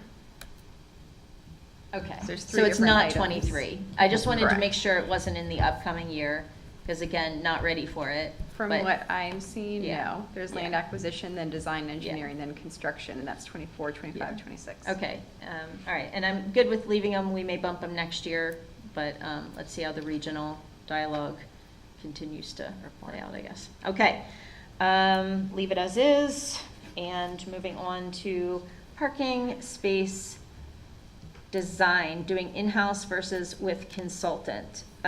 It's a 2023 work task priority for engineering. So I think my question about this was, do we need money somewhere else? Because this is going to be done in-house for a consultant for a project that's more appropriate for them to free up that staff time necessary to get done this item? Or is this item then relevant to another staffing request whereupon this would be facilitated by something like that? So it's a high priority to get this done. So what mechanism do we need to do to facilitate that? Dave and I were just talking about this project earlier today, Okay. and he has it proposed in the CIP for next year, and Yes. I'll look to him to elaborate on that. Sure. So I did spend some time since our last meeting reviewing our workload proposed for next year for design, project management, construction. There are 3 projects that all happen to be in Pine Grove Mills that I am recommending consultant design work for. This one I did not include in that task, figuring we would do it in-house. I think if you did want a consultant to do it, probably $10,000 or $15,000, it would be done. And then we could probably absorb the signage with a little bump, one-time bump in our sign materials budget. And then there would be, just an ongoing little bump in our pavement marking contract, because that's how we would probably go about doing all the line striping. We would just refresh them with our line striping contract every year. Okay, so I thought I heard in that, thank you, Dave. I thought I heard in Yep. that if we did want to make sure this moved forward, that we would want to put the money in there for the consultant for this project, actually, because then your department can build on that work rapidly through the line painting contract and whatnot, whereas in the workflow, otherwise, it might then miss those time periods, sort of. Did I hear correctly? Yeah, it's relatively small compared to some of the other projects we're looking at. So, the consultant funding, we know we have it for the Pine Grove Mills TASA grant. If you're going to move forward with improvements at the intersection of 2645 Nixon, I'd recommend consultant design there. That decision hasn't been made about a project in the CIP yet. And then the other project is the 18 ornamental streetlights. That project had some funding in for this year for design, and that may need to be bumped. But I'm careful. I don't want to try to overcommit. I know you want to get a lot done next year. Staff would like to be able to do everything.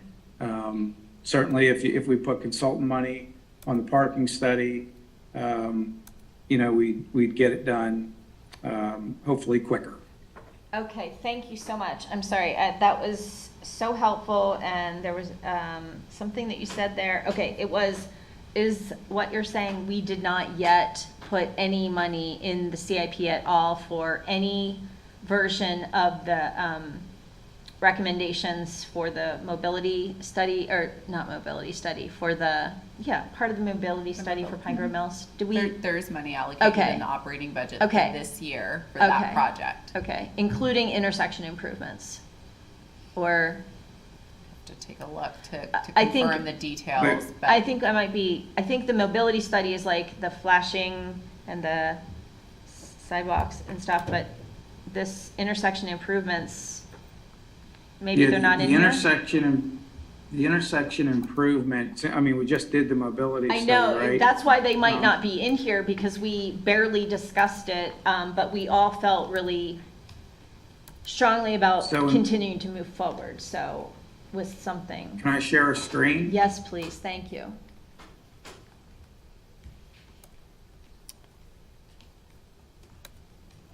So in the spreadsheet that I prepared and handed out, there's an item there that says Advanced Engineering Design for Pine Grove Mills Mobility Study Project at the intersection of 2645 Nixon Road, project yet unknown.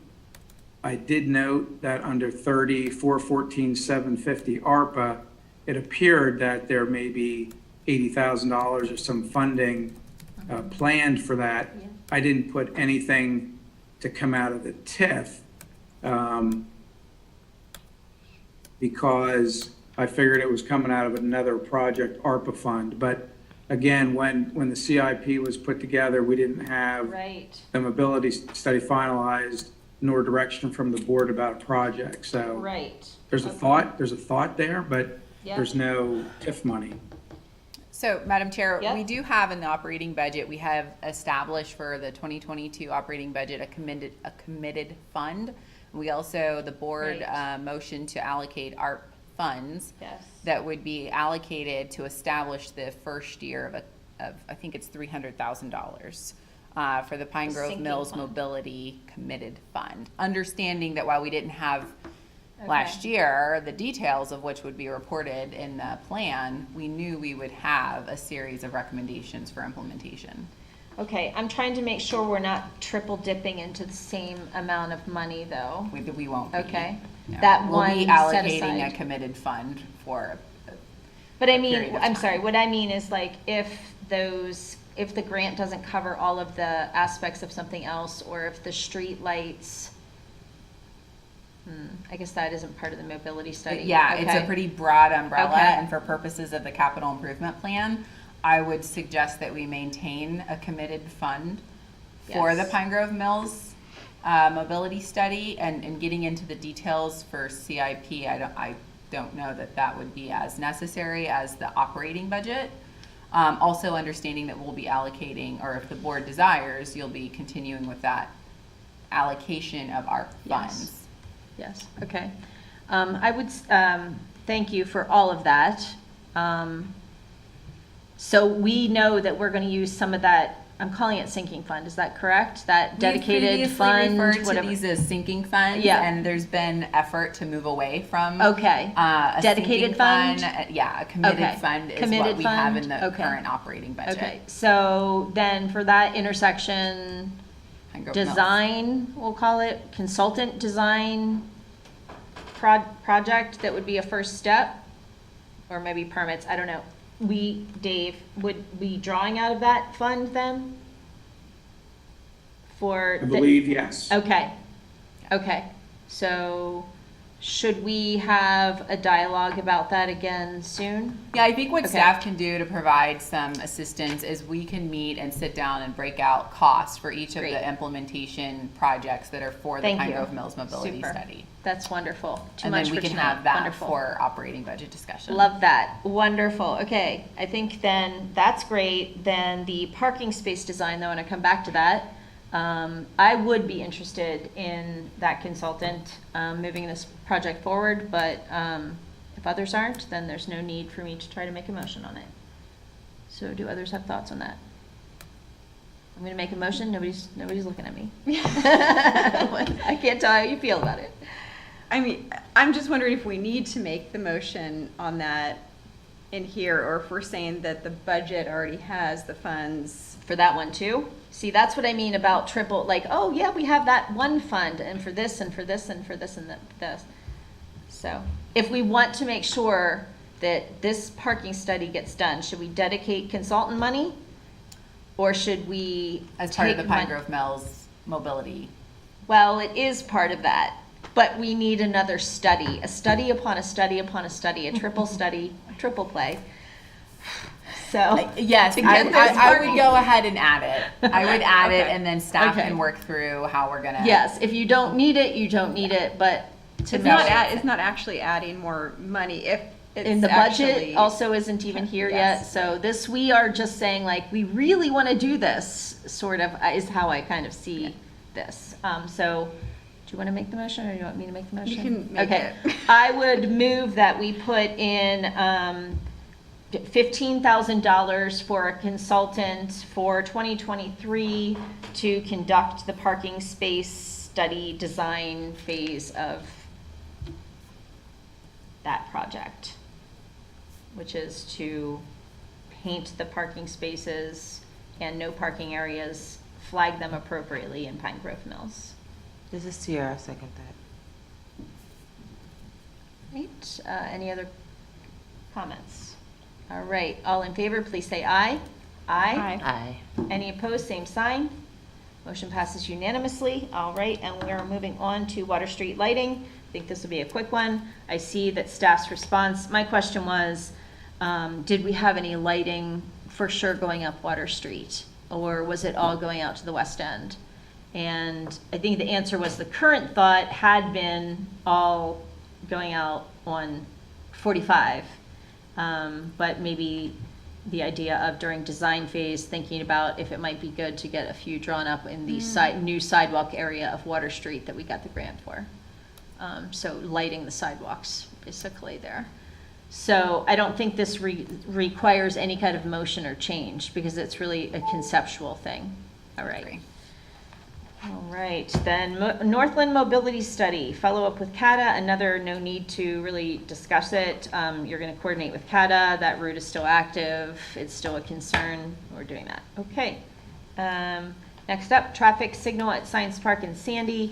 This garnered 2 comments. And here it says, as a response, staff will await direction from board prior to putting this project out to bid. What year do we have this project in? 2023 or do we want to leave it as is based on this comment, or do we need to move it based on this comment? Thanks, Dave. So it's currently funded in the 2022 budget. We've not yet gotten it out to bid, so we need to finalize the design and get it out to bid. So I believe, knowing it didn't go to construction this year in the CIP, we put that in 2023. But based on the last discussion that we had, I noted that we are gonna, sounded like there might be some discussion the board needs to have whether you want to move forward with this project or not. Right. Who wants to lead this discussion? Lisa. I mean, we had some thought on it meeting the warrant. That's the only reason we're concerned, right? Right, because I had just recalled from when this was discussed, I guess it was in the last budget time or last CIP meetings, that whether or not it met the warrants fully for a signalized intersection there. I wasn't entirely clear on that. That's some, I but think, not others. Right. So it's yeah. So has that been affected by the pandemic? Is this really still needed in 23, or can we, since it hasn't been put out to bid yet, should we look at waiting until 24? So that's where I was going. And we know we have costs already because we did some design, but we talked about how that probably wouldn't change unless the utilities changed and that kind of thing. So what I think my fear is just knowing that if it was on the cusp before of maybe not meeting some warrants, and now it seems like we have reduced traffic. I don't have a study, but I have lots of anecdotal evidence to back it up that there's just decreased traffic waiting at that intersection. And so if then we build it and then PennDOT comes and counts it again, my understanding is they might actually make us dismantle it, which would be like, that would be terrible. So that's why I'm concerned about it and tending towards actually kind of hitting the pause button for another year. And we also have plenty of other work to do, so. That had been my thought too. Well, I was thinking when the study was done, and when is CVIM moving out there? When will all their things be done? I think, well, they're there now. Yeah, I think they're operational there, aren't they? But aren't they redoing some of it? So there'll be more construction vehicles, et cetera. But that's temporary. Like if they're expanding their services and they're gonna have, like it would be impactful, that would be great to know, but I don't, yeah, I don't know anything about that at all. Right, and I think CATA will be having CATA Go service out there. I don't know, I'm still in favor of having this in next year. It's just anticipating it. But. Yeah, my only reason to be the concern is just that we didn't robustly meet all of the warrants. And so, yeah, Dave Modricker, do you want to, we're conflicted. We prioritize this, but we're nervous about it. Yep, so there was a lot of interest in getting a signal. Yep. Staff, our consultant did a analysis, submitted it to PennDOT. The first time it was submitted, PennDOT rejected it because the particular warrant that was met, they didn't allow that to be justified in District 2, even though some other districts may have looked at it differently. So we supplemented the contract. We did something like an origin and destination study. The second time we submitted it, they said, yes, okay, it meets the warrants. So we started the design, but they also caveated that and said that because it was based on, certain projections, after the signal was built, we would need to do a count. And if it didn't meet those warrants, they then might require us to remove it. We knew that, but we had direction to move forward. Along came the pandemic. All this work was done pre-pandemic. We have not done any counts or additional study, since that time. Thank you.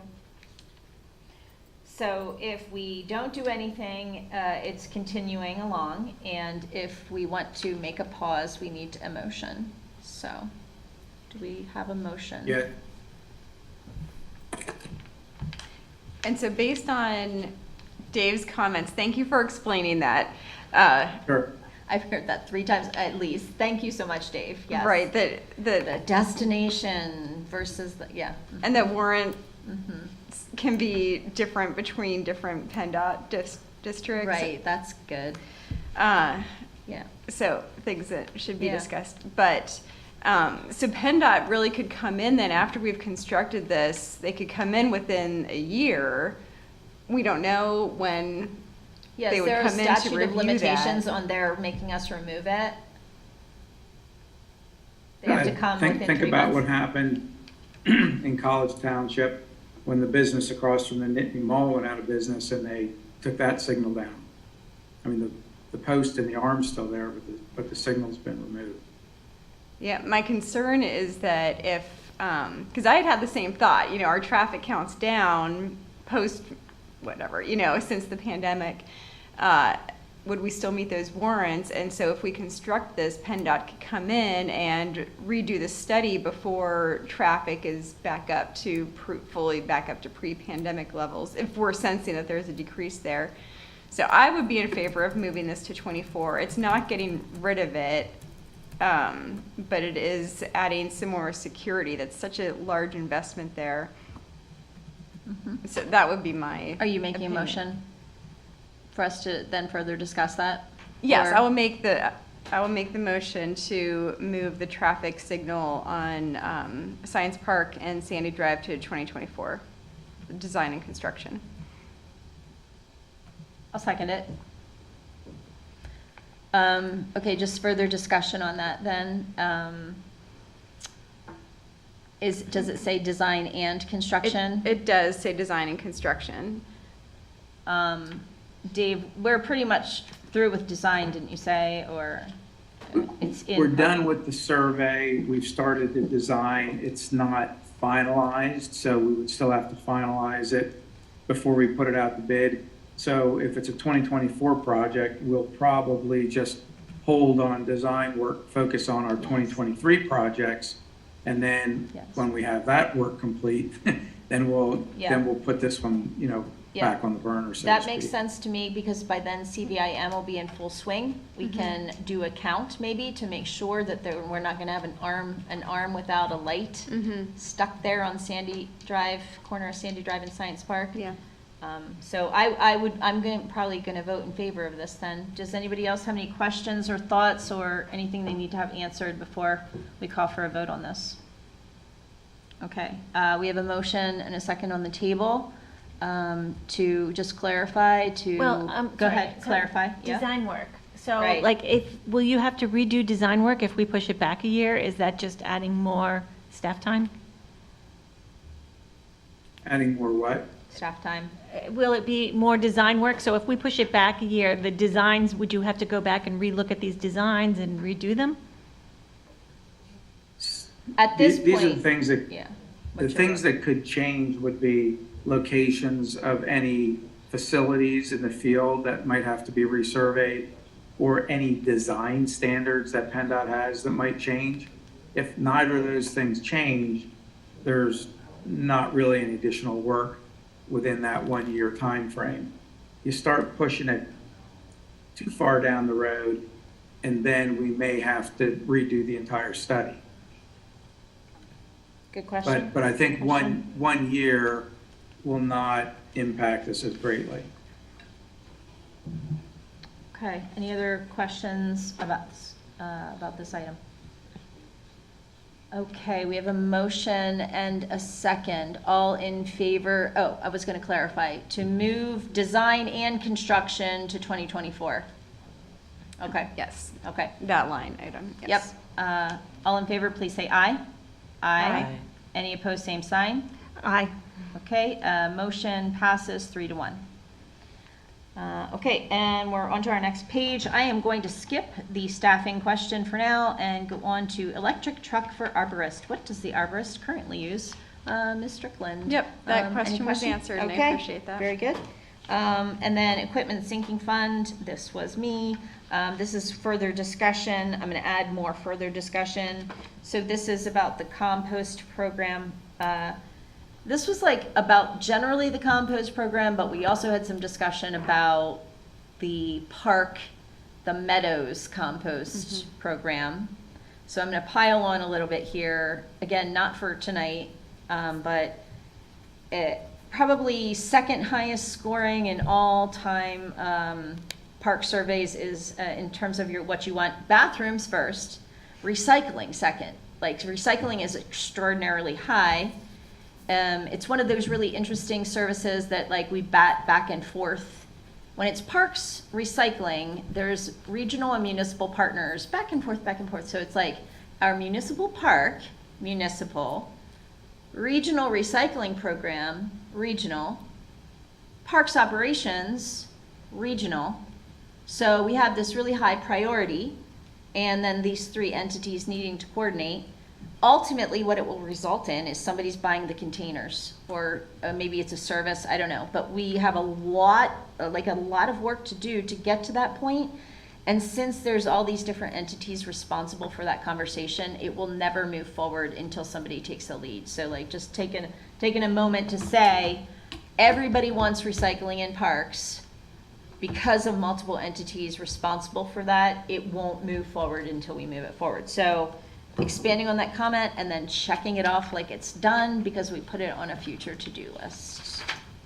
All right. All right, so now I'm back to staffing. So let's go, let's hit this. Does it make sense, Lisa, to hit this one, this dangling one here with stormwater projects, or should we go to page 1? It's your choice. I don't. Okay. I already moved back up to page 1. So. Okay, let's do it then. All right, back to page 1. First up is flag IT specialists. We would like to discuss this further. Oh, Lisa would like to discuss this further. Lisa. So with this IT position, would we keep Hinton at the annual cost of the $86,000 as well? We would still maintain our contract with Hinton Associates, correct? Okay, and then when we had talked about it, it was said that we're paying Hinton extra to do other things. So is that the $16,000, or was there additional costs? So throughout the years, occasionally we've needed to engage Hinton Associates to serve as like a project manager, or we've engaged them to perform services that we needed. And the $16,000 is reflecting in 2021 for the various special projects that they've provided some assistance. And I can't, it's escaping me right now of a specific example, but an example that would be the audio and visual equipment upgrade. We would engage them to serve as a project manager to assist with the facilitation of that project. They install new servers, new switches, that type of thing. That's typically not included in their standard contract. So that would be additional fees. Thank you, Eric. Thank you both. Okay, so I'm just looking back on page 34, the IT specialist, so that would be a total of $195,000 a year. Is that just that one position, or was there another position in the admin new staffing? That's proposed for one position, so we're looking at a salary plus cost of benefits. Those that are serving in the IT field, right, industry are highly regarded as far as their profession goes. Great.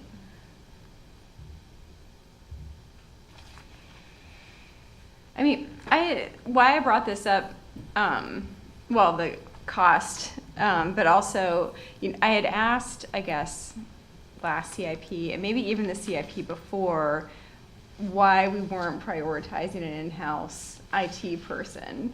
And I was assured we didn't need that. So to triple the budget suddenly for IT staffing is what threw me off. So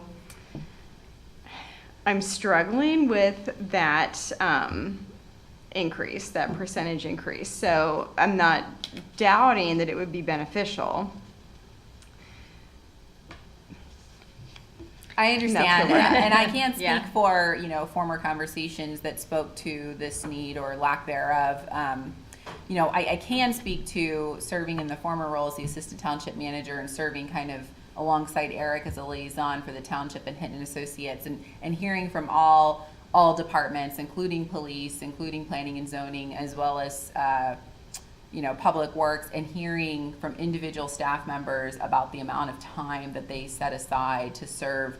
They end up serving as that liaison between the township and police. I know Chief Albright's with us this evening. I've had emails from folks within his department and him himself who find themselves on the call with Hinton troubleshooting an issue because there's no one here on site to do that for them. In some organizations, you step away from your computer, someone comes over to your desk area, and they help troubleshoot that, and within a few minutes, it's taken care of. That's not the case. If there's an issue, it's me that's on the phone with Hinton, and I'm doing the step-by-steps.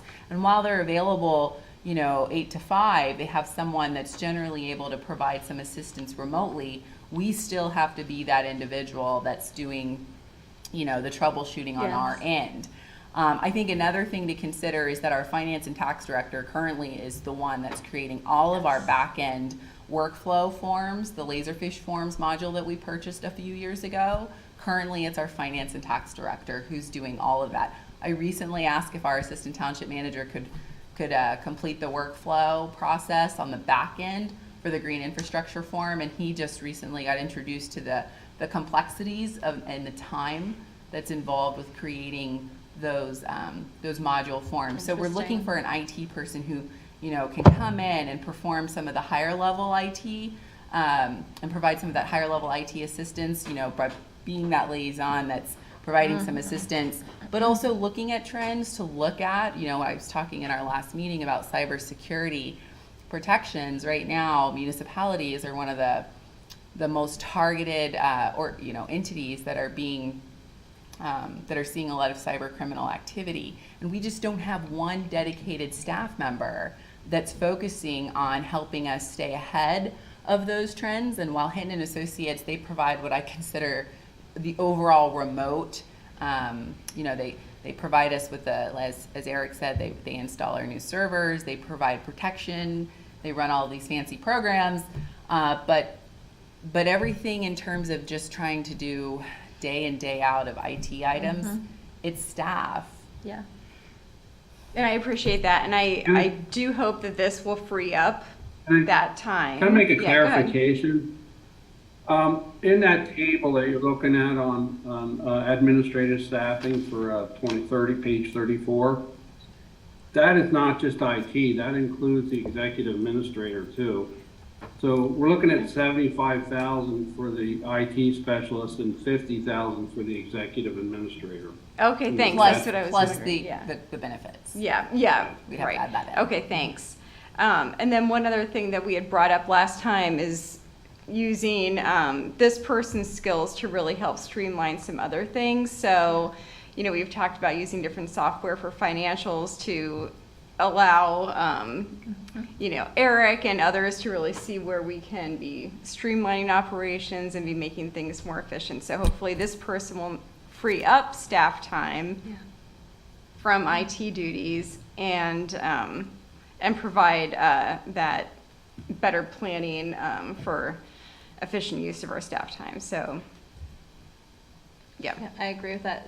Like 2 times ago when I came in to sign things for the township, there was Eric at the front desk, providing IT support for front desk staff. So, coincidentally or, not, it's a regular occurrence. So, yeah, that would be, I do support this for that very reason. And it's such a stopping point.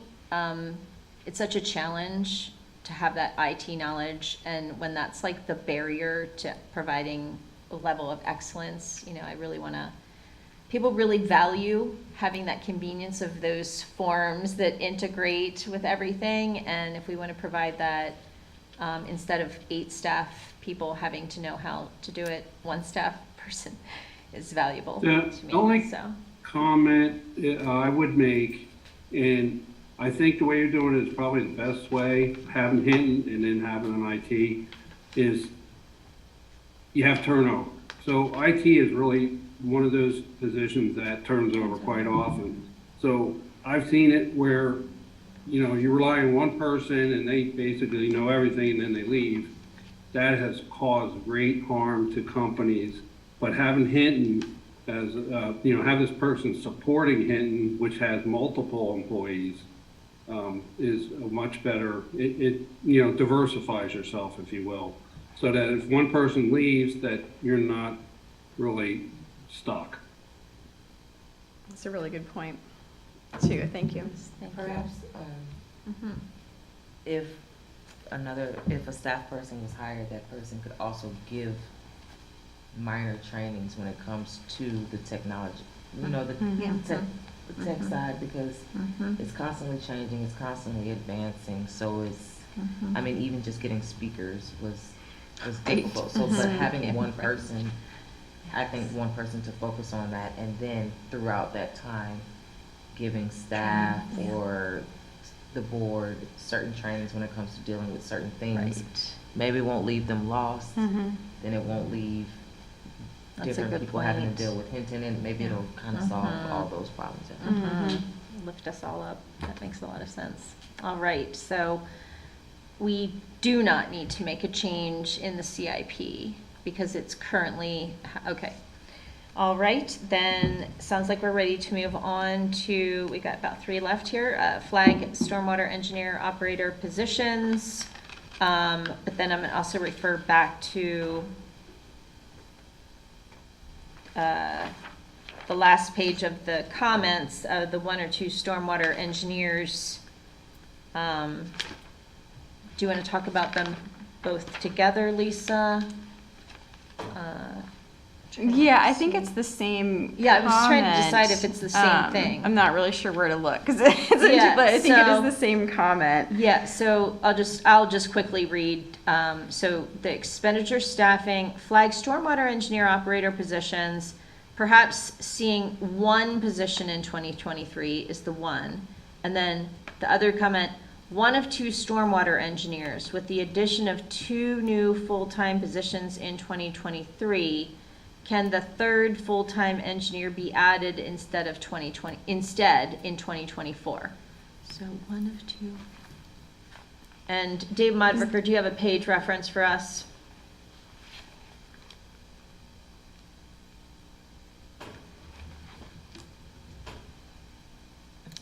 Dave, You're on mute, Dave.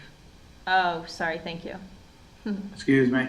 If you go to page 6 of 6 of the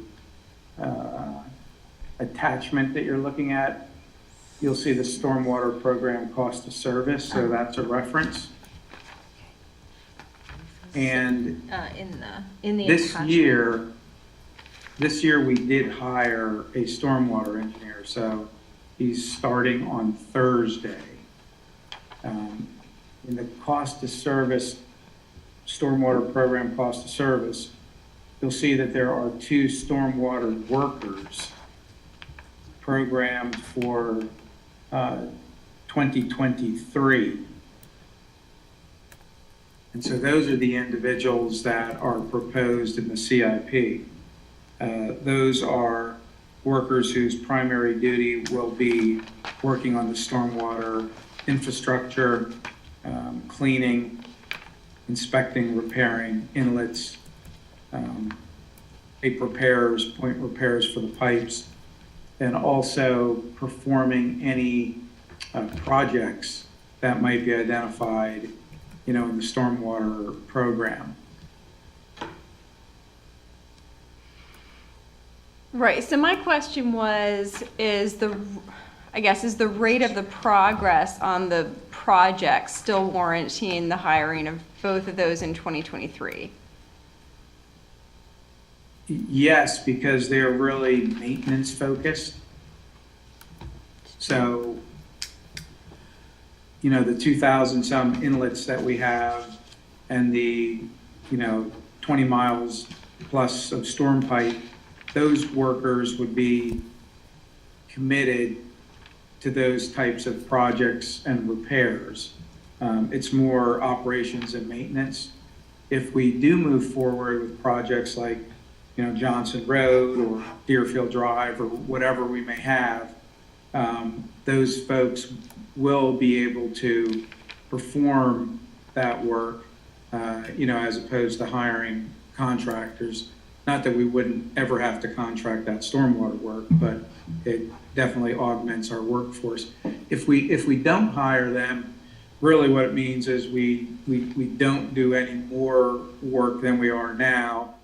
And we do work now, it's just that it takes away from other tasks like road work, even patching, base repair, our brush collection, leaf collection, roadside mowing. The brush and leaf collection are really do take a large portion of our road workers' time. So when this plan was developed, the thought was that we would be able to increase our level of service and we would dedicate, workers to stormwater tasks. It always kills me when I hear brush and leaf taking a lot of time, because it's one of those where a large majority of our population could manage that on their own properties. Not everybody, for sure, not everybody, but a lot of people could, and really reduce the demand for that. And then we could task those folks to other things like road building that not everybody can do. But anyway, sorry, I have to comment on that every single time, Dave Modricker. But back to you, Lisa. Well, that's fair, because I have to comment on the level of service for stormwater every time. So, I won't start that argument now. So I guess, if we're improving the level of service, then yes, you need those additional hires. So, in my long-term view, I'd like to see that fee sunsetted and ended after a period of major improvements that we're doing now. So in a way, hiring these workers is going to allow that to happen faster. I don't see them not coming on board later as part of a maintenance team anyways, once we've done all these improvements through the program fee. I mean, I would still rather see one held off till 24. I think we're seeing economic conditions that don't support a lot of additional hiring in this year, but I don't think I'll win that argument, so I'm, Okay. offering it up, but I would not be supportive of that. I respect your argument for sure. I don't know if others want to offer that. Okay, so you're welcome to make the motion should you choose to. I don't want to deter anybody from making a motion, for sure. And what would be the motion? the motion would be to put off hiring one of the stormwater workers until 2024. There are 2 programmed for 2023 currently. I'll make the motion. Okay, we now have an official motion. Does the motion get a second? This is Tier, I'll second that motion. Okay, we've seconded for dialogue, so now continued dialogue on the specific motion. Right, and that would be, just as I said, I don't think, current economic conditions have us all concerned. And so I think taking on an additional worker at this time when we're still in the beginning process of the program here. And so I think, hiring that extra worker in 24 would make sense. And I don't know if I'd oppose it in 2024 because then the progress might warrant it in my eyes. I think, like I said, I'm hoping that the fee ends at a certain point after a lot of these capital improvements have gone forward and we're back to more of a maintenance schedule. But every time you add on staff, how hard is it to take away that staff later if it's not needed? It's creating a hardship, for that person. So I would rather hold off on hiring that second person, so. How many staff are on board now? Dave Modricker, we had a question. How many staff are currently staffing this program? And then just expanding a little bit more on something Lisa's brought up about the expectations of workload in 2023 versus 2024 would be, I guess, a fair way to put that. Sure. So we currently perform the work with our road workers. And so, we'll try to program 2 workers on inlets. However, when we're down 3 road workers like we are now, sometimes that's a task that we don't do. And it also depends on the number of seasonal workers that we get that can help with traffic control. So, we do program an inlet crew. It's just there's times when we're able to do the work and times when we aren't. And I'll just sort of echo, when I saw them working in my neighborhood, the inlets that they were fixing, it's almost like you're perpetuating the problem and making it worse by not getting it fixed, because the bricks, it's essentially like sand in between them. Whatever the concrete is just deteriorated. So I'm absolutely in support of hiring 2 people for that, so. Do you feel like you've got an answer to the workload question about the 2023 and 2024? Yeah, I Okay. think, I could I'm just reference making sure back. I was- yeah. Yes, Yep, yes. I guess,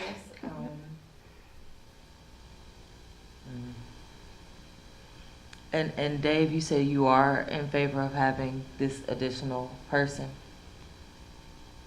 now or in Was that 2024? addressed? Yeah, Dave, Yes, yeah. Yes, Dave, I'm sorry. You probably couldn't hear me. The You two- are in favor of having this additional person? Is that addressed to me? Yes. Yes, Dave. Yes, yeah, I'm proposing 2 stormwater workers in 2023 next year, yes. So I understand where you're coming from with if we don't need them, how do you get rid of? I mean, I guess you can always put like a clause that is a temporary position if you want to do something like that.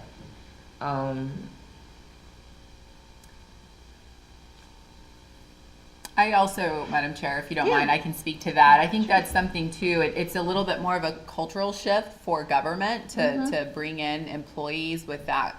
I guess we could refer to it as a clause, but it's you see it more in higher education institutions where the contract might say that we'll bring someone in for a 36-month period, guaranteed funding, and it's up for reevaluation. So there are those types of creative strategies to which you can onboard a new employee with acknowledgement. Again, I call it a little bit of a cultural shift for government because you see that done in other spaces and less in public, and in the public sector. But there is that option. I also think it shouldn't be, I don't know that I would describe it as difficult. I mean, if we no longer have the work, it's not a difficult move to, I mean, it's with a heavy heart, I'm sure, for some to say there's no more work and the position is ending. But it is a move that's been made here at the township several times in times of needs when we're needing to reevaluate.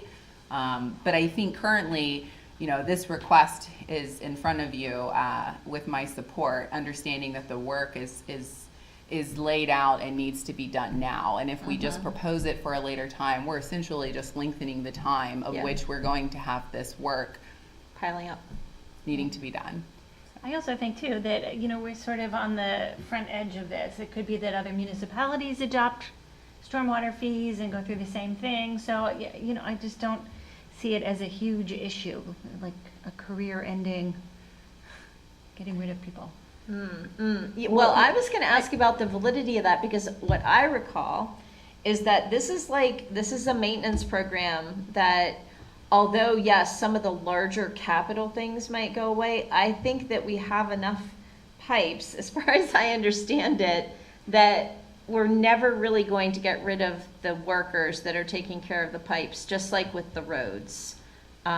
We've just shifted a cost center to stormwater opposed to public works, which is In but a that's my way, understanding. But we've also, as Dave Yeah, mentioned, improved that level of service. So we're That not also. just fixing Yes. things and maintaining things, we're increasing the expectation of the level of service. So Yes. that's an increased That's a good cost. point. Yes. So Yep. it's largely a philosophical difference too. Do we need this increased level of service? Are we willing to pay the cost for it? right.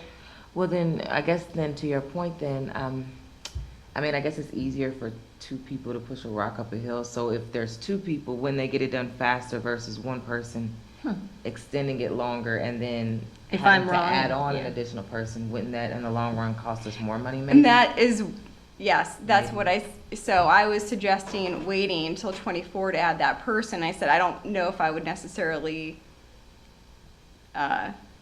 Oppose it. then. oppose it at that Yeah. point because, my hope would be that the fee would end at a certain point. So getting people in to get that work done.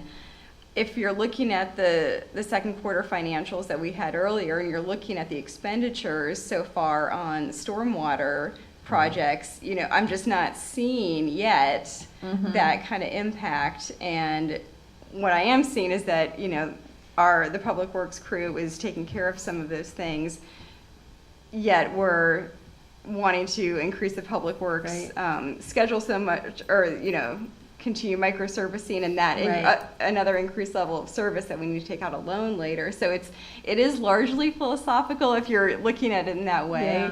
But I wouldn't disagree That with makes you. I think sense. that's a fair point. My thought was, is it really fully warranted for 2023 at this time? I had a question about the Dave, your hand is up. Please, go ahead. Sure. What I wanted to say was in terms of the level of service, we know there's a need to do more work on our storm system.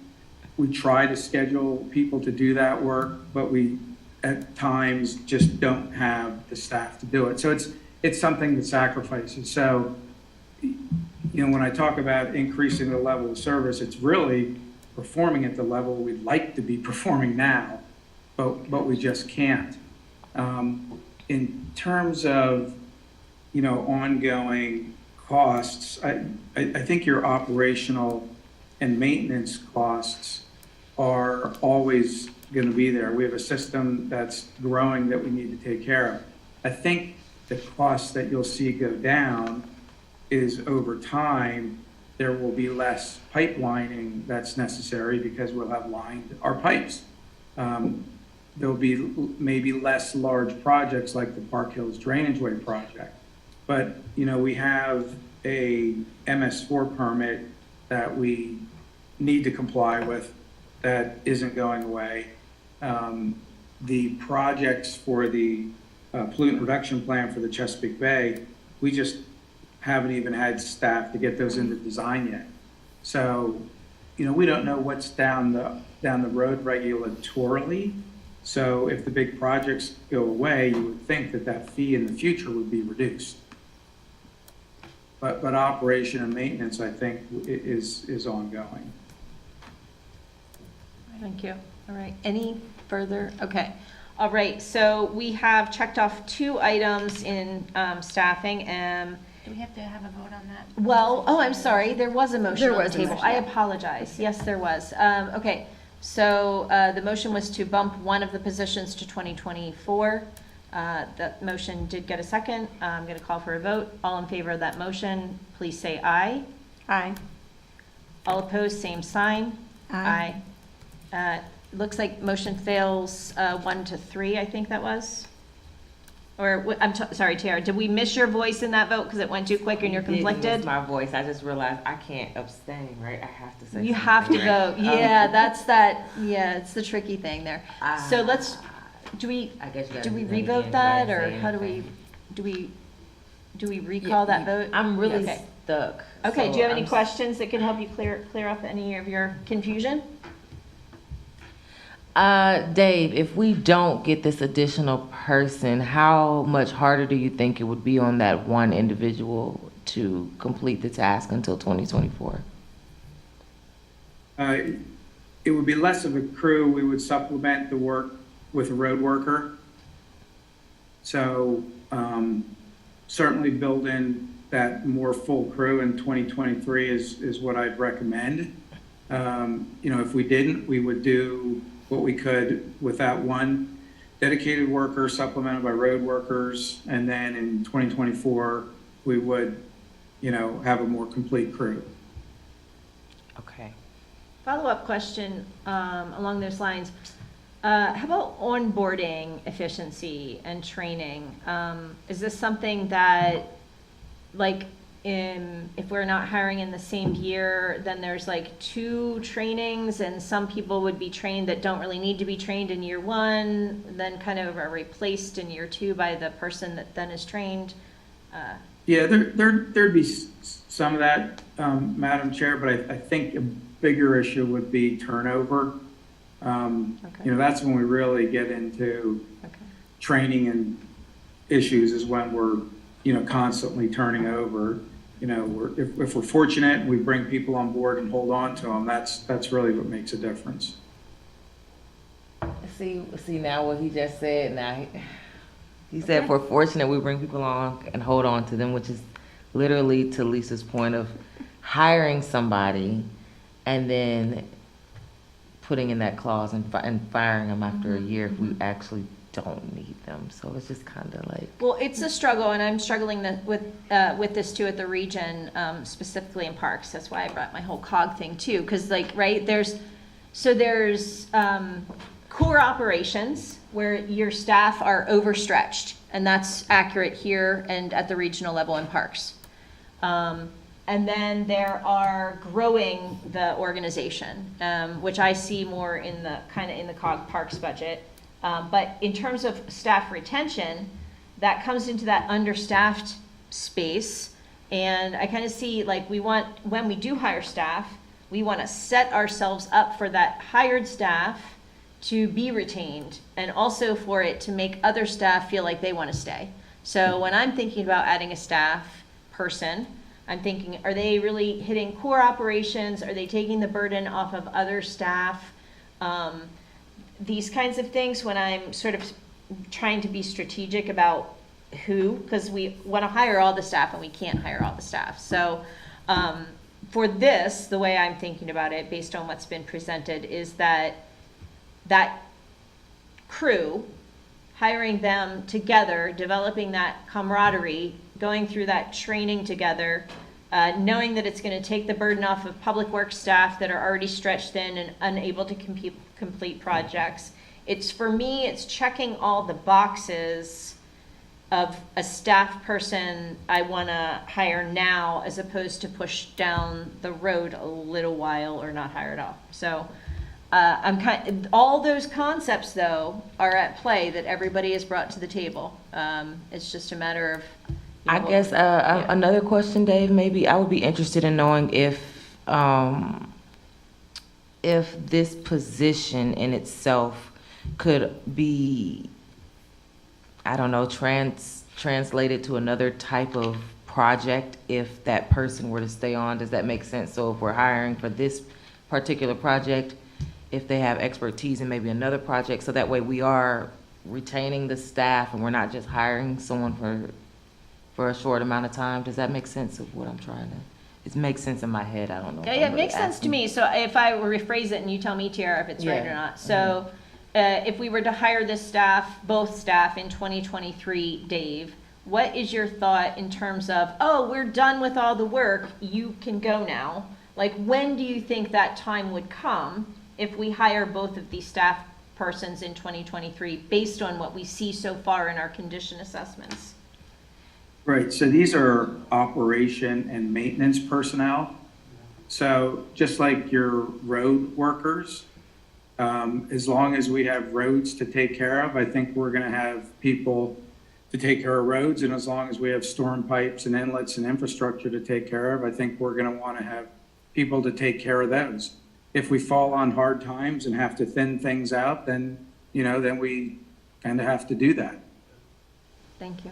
That was what I was thinking too, if I so not eloquently put that maintenance concept. Okay, so we do have a motion and a second on the table. Any other questions? Do we want to have more dialogue? Are we ready for a vote? I have a couple other, I know this is kind of a dirty trick, but there was a few things not on the document. There were just 3 items not on the document that were, Centuries reminded me, well, she reminded me of one of them. 2 others I'd like to propose. So they'll probably be quick, but, and I'm not rushing, I'm basically saying that can we table this motion for a minute and move on to these and let people kind of think, or do we want to vote? It's up to everybody. I don't even know if that's a I just process. think for just one more second. Yeah. I know it's like. Think and move on, Yeah. or think Yeah, and I just. know, like we can move on. Okay, all right. Okay. And so is there a process by which we table this motion that's on the table? We could just table it To the end of the discussion. To the end of the discussion, Okay, yes. let's do that. All right, that's officially done then. Okay, then we're gonna then hit the last item on the list, and then these 3, and then we'll come back to that. Okay, Planning and Zoning Community Planner Administrative Assistant, Lisa Strickland. You again. So I flagged this one. I just have concerns with adding staffing. I'm not going to rehash all of that. The costs just don't go away. They only increase. This item has been in the CIP for a couple of years. A couple of the responsibilities that this person would have, I'm just not clear on how exactly it would work if we need a full-time person for this, and if 2023 is the right year to add it. So this person would be responsible for implementing the Center County solutions-based affordable housing study. I'm not sure what that would entail, if we actually need somebody on staff to be implementing that, along with our workforce housing program, which should be kicking off in 23. Hopefully we'll have build out on that. We have an MOU with the Sutter County Housing and Land Trust to administer our workforce housing program with the current development that's happening. So one of my thoughts behind suggesting we put this off till 24 is to see how that MOU functions. I would hope we wouldn't need staff to administer that, because that takes away from money we can use for other things. So we'll be getting money, fee in lieu from, say, that development that we can put toward new workforce housing programs, and I'd hate to not wait and see how that MOU is functioning and hire somebody to implement that program. So I see there's also some things about economic development and business retention and expansion.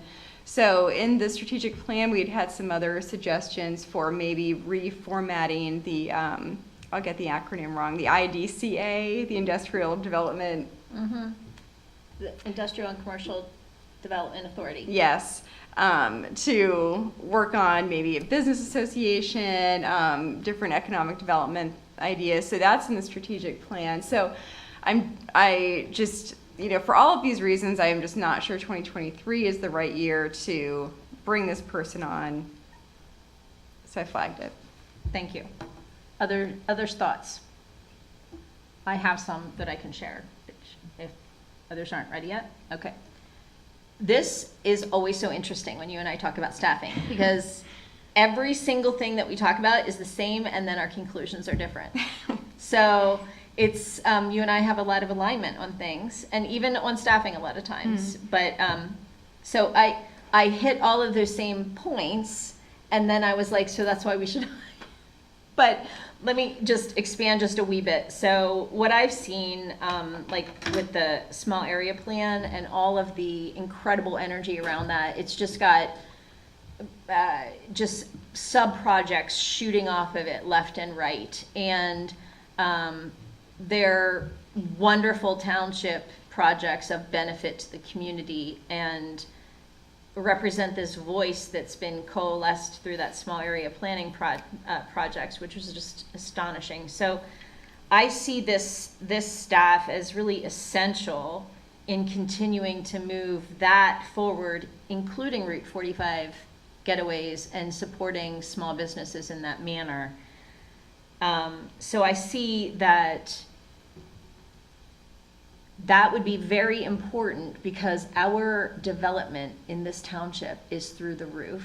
We are just, if you look at the code permits, like we're always highest or one of the highest in terms of development. So that means our planning and zoning office is very burdened. And so if you look around the region and see, we have a very lean staff compared to other municipalities where we have more work. So if we want to do some of these more interesting and important community development initiatives, I just see this as being very important. And then with the affordable housing, so I get a little bit of a knee-jerk reaction when I see Center County Solution-Based Affordable Housing Plan, just because I'm like, could the county provide a staff for us? But when I combine that with the Township Sustainable Workforce Housing Program, and knowing that we're going to need a liaison, even if that MOU, if they're doing most of the administrative portion of it, working with the folks that are participating in the program, that's a huge staff burden that they're taking on, but we're still going to need a liaison on this end. And if that's not going to be the planning and zoning director,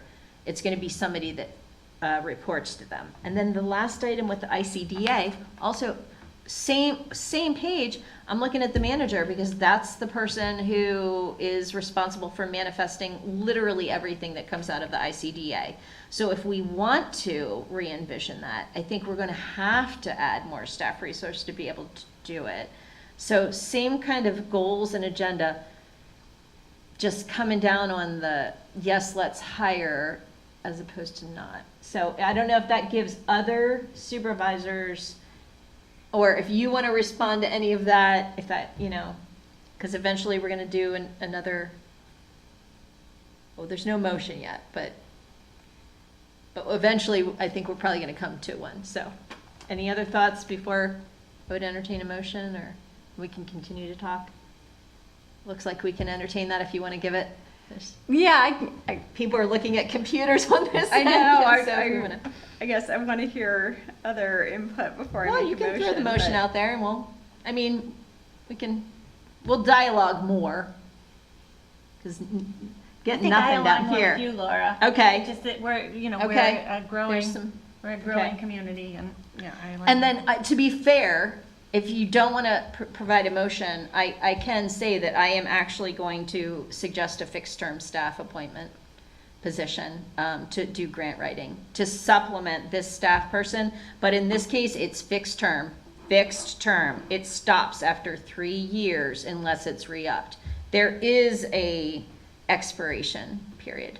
So I think that by hiring this person to work with planning and zoning, and that grant writer to work with public works and planning and zoning and parks, that we will have a really good team that is not stretched too far, and we can actually move some of this stuff forward that we see in all of our surveys that the community wants. So that's where I'm going with that.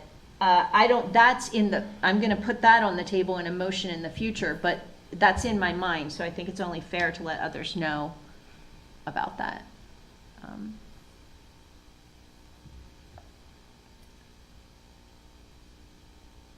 Do you want to make a motion? If not, I'll. Well,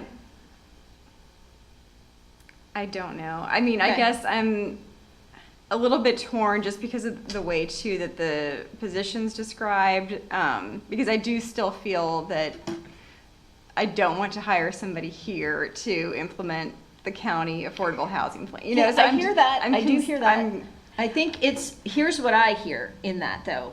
I hear us saying that, and the planning and zoning staff going like, okay, where we're looking for is alignment between our plan and their plan, and then garnering support from the county based on those alignments.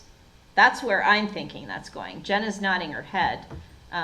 It's not implementing exactly. theirs, but like, look, we happen to be implementing yours by doing ours. Can we have some Maybe, but do we support? need to hire some, you know, this Yeah. is my, so this is getting back to, you know, this is a really significant cost if we add somebody to do these projects as opposed to maybe adding just another another person to review plans part-time or something like that. So I think this is, That's core it's services, you're right on that. yeah, so it's a bigger picture item. I don't disagree that, it would be beneficial. I'm not 100% convinced that we need an economic development person here. Because that's what that would. Well, I kind of added that in for sure. There is some here on that, definitely recreation economy. Yes, I'm seeing that really as mostly through the small area plan tied to that document, not really expanding from there. There's a lot in that plan though, so that's not. I know. It's not like that's not a small thing, but. Yeah, I think I'm just, overall, I am going to make the motion to move it to 24. Let's do I it. think, All right. and then we'll keep talking. So Okay. I'll make the motion that we move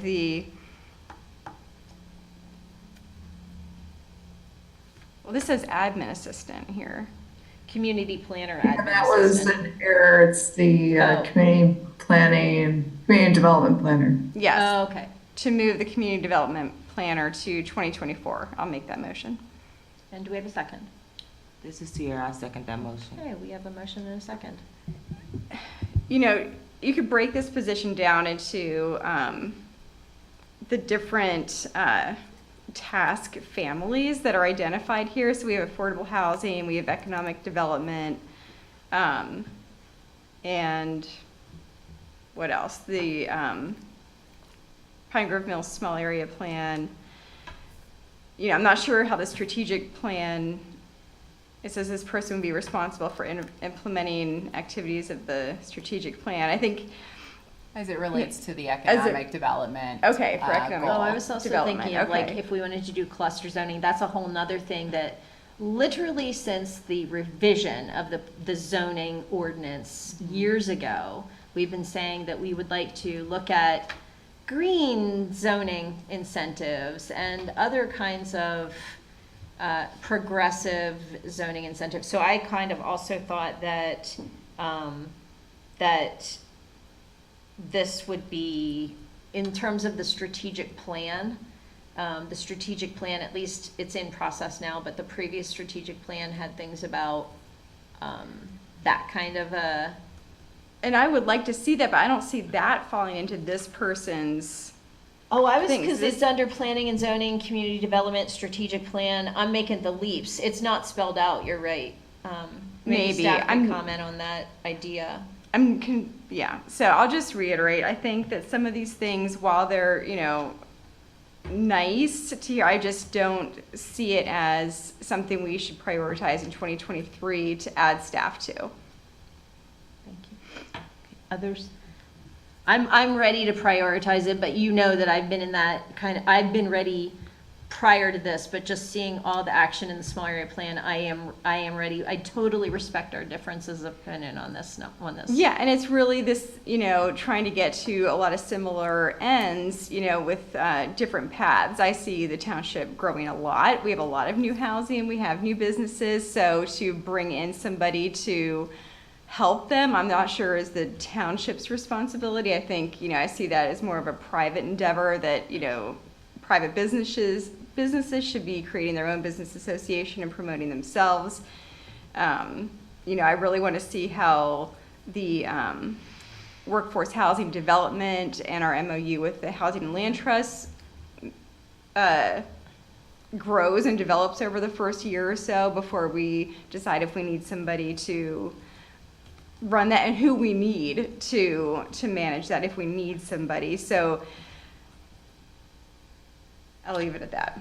Yep. And we can have, if we do end up keeping it in 2023, we can experience the joy of having more conversation about it during budget. So there's just also that. This decision, unless we move it to 2024, that would be like we're not having that discussion, but if we keep it in 2023, we would be. Okay, any further comments before I call for a vote or questions?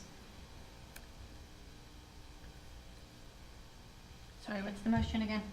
The motion was to move the planning, sorry, I don't have the title here, the community and development Assistant to 21. planning assistant I'm thinking of looking it at as an assistant for planning and zoning See- that does these sorts of endeavors, not like just plan stuff. Yeah, and Because they really handle, unfortunately, it- they really handle all that extra stuff right now. That's why I keep looking at it being in planning and zoning. But Jenna, could you state the precise exact name of this so we can incorporate it into the is what I'm motion? getting at too. Yeah. No, they're Go ahead. not. Yeah. Yes, in the response, the community development planner, I think it's in the first paragraph of my response. There it is. Thank you.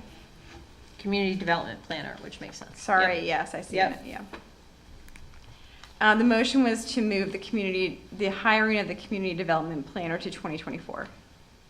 Okay. There was a second. Any other questions before I call for a vote? Okay.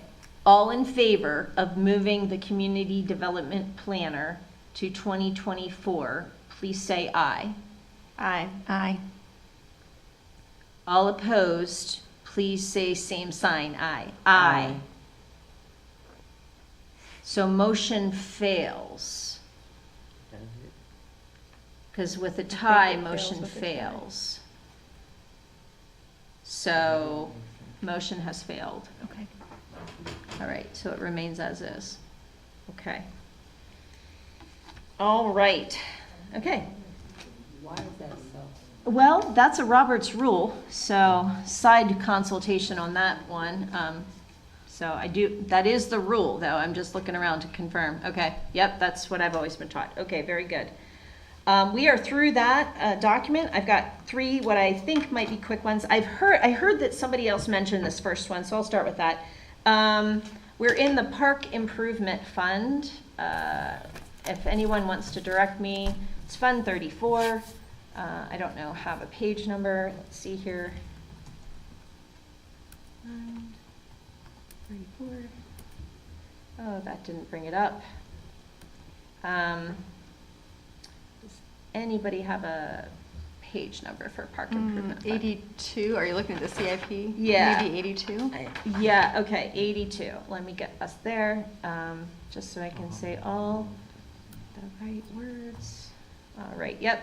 Page 82, it begins, and then in the table, you see Haymarket restroom facilities in 2023 for $165,000. I was proposing that we bump that just a year. I'm not deprioritizing it, but I'm proposing that we bump it a year. One thing I'm really looking at there is, it's also something I'm looking at with the COG capital investment. I'm trying to do some smoothing. Not that we don't address the needs, but like if you look here, our major investments in 2023, and then it really drops. So I'm going to kind of try to push that out a little bit and smooth that out. So that's the motion I'd like to make. This is Lisa, I'll second. Okay. All right. Any further discussion on moving that item? Okay. All in favor, please say aye. Aye. Any opposed, same sign. All right. Motion passes unanimously. Next up is the 2-deck Snetzinger Butterfly Garden item, and this would be also in this same fund.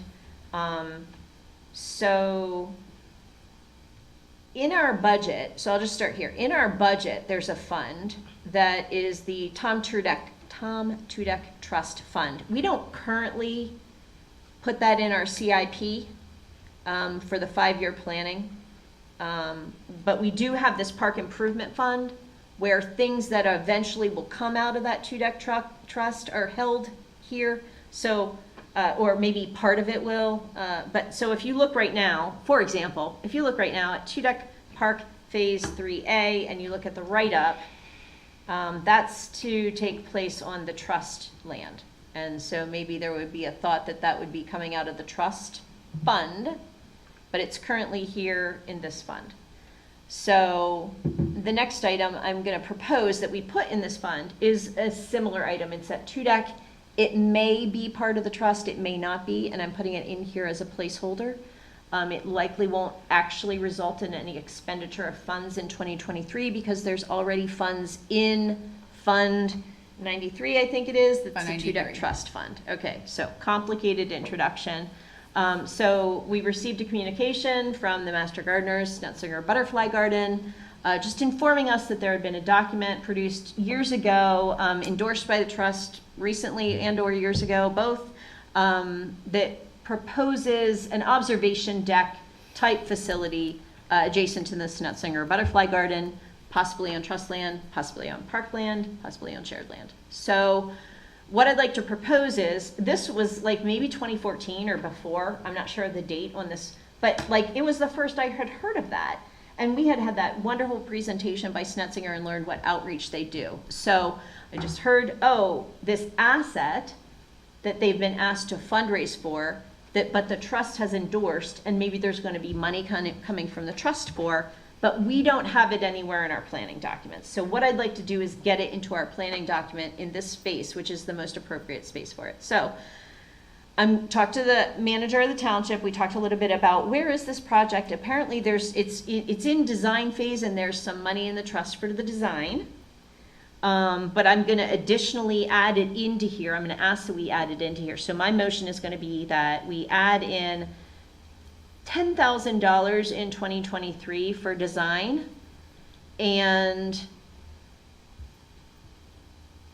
100, I don't know, that's probably way too expensive.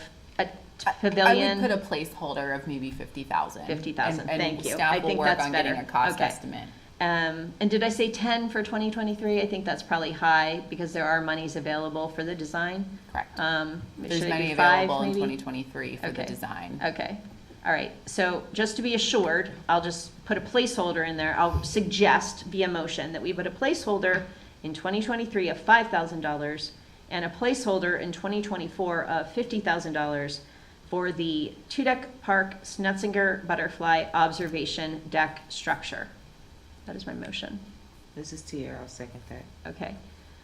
So further discussion, it's a very beneficial organization. They provide a massive amount of labor that results in wonderful park programming provided by basically Ferguson Township that really checks all the boxes of all the surveys of kind of programming that is found to be lacking and really valued in the region. And they're already really doing it on a shoestring budget, and again, based on volunteer energy. And I'd really like to see the relationship between the township and the Snetzinger Butterfly Garden become more highlighted and supported. So that's why I'm putting this forward. Other thoughts?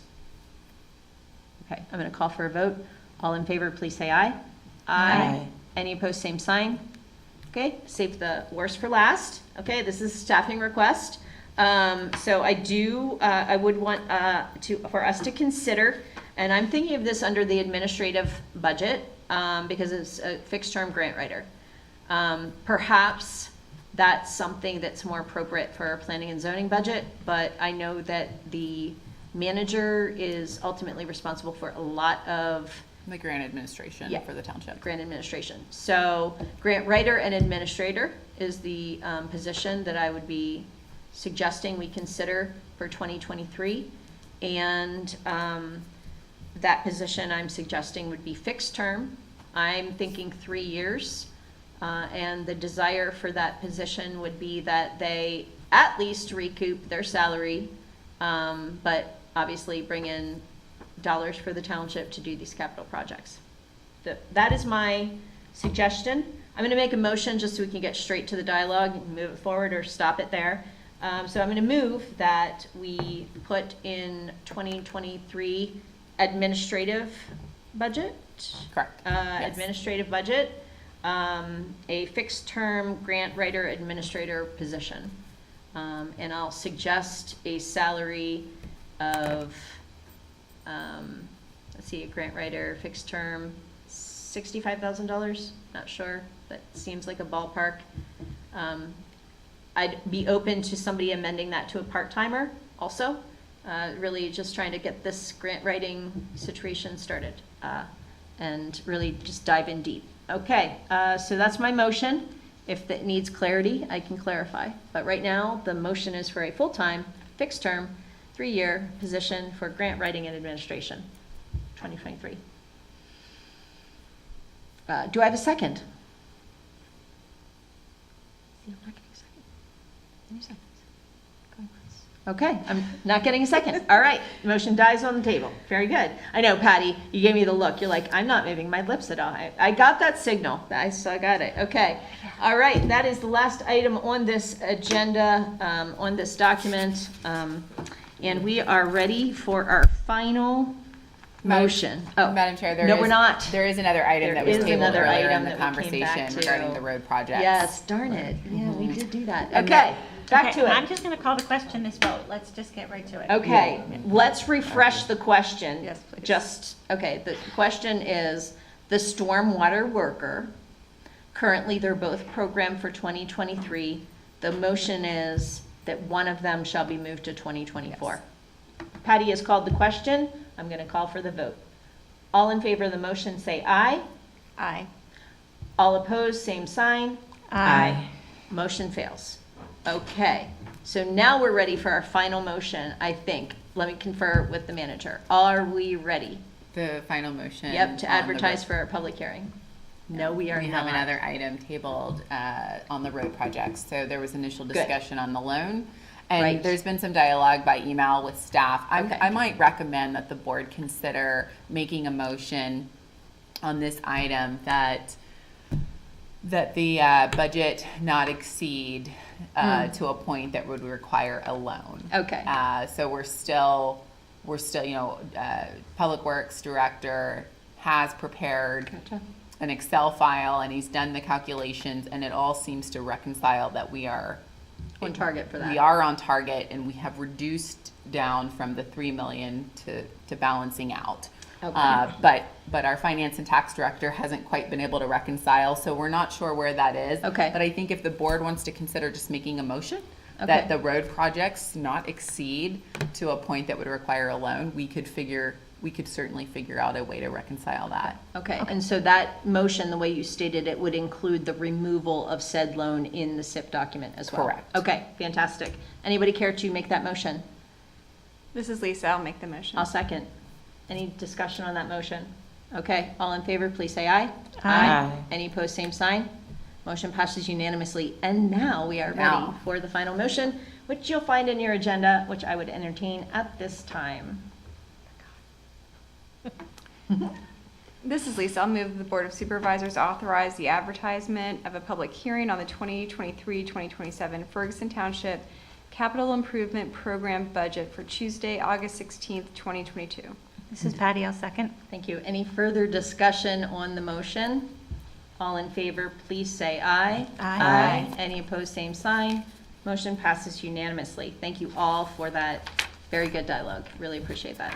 Okay, and thank you staff again for preparation of a fantastic CIP. Thank you. Absolutely. Okay, next up, continued discussion on proposed diversity, equity, and inclusion calendar introduced by Ms. Martin.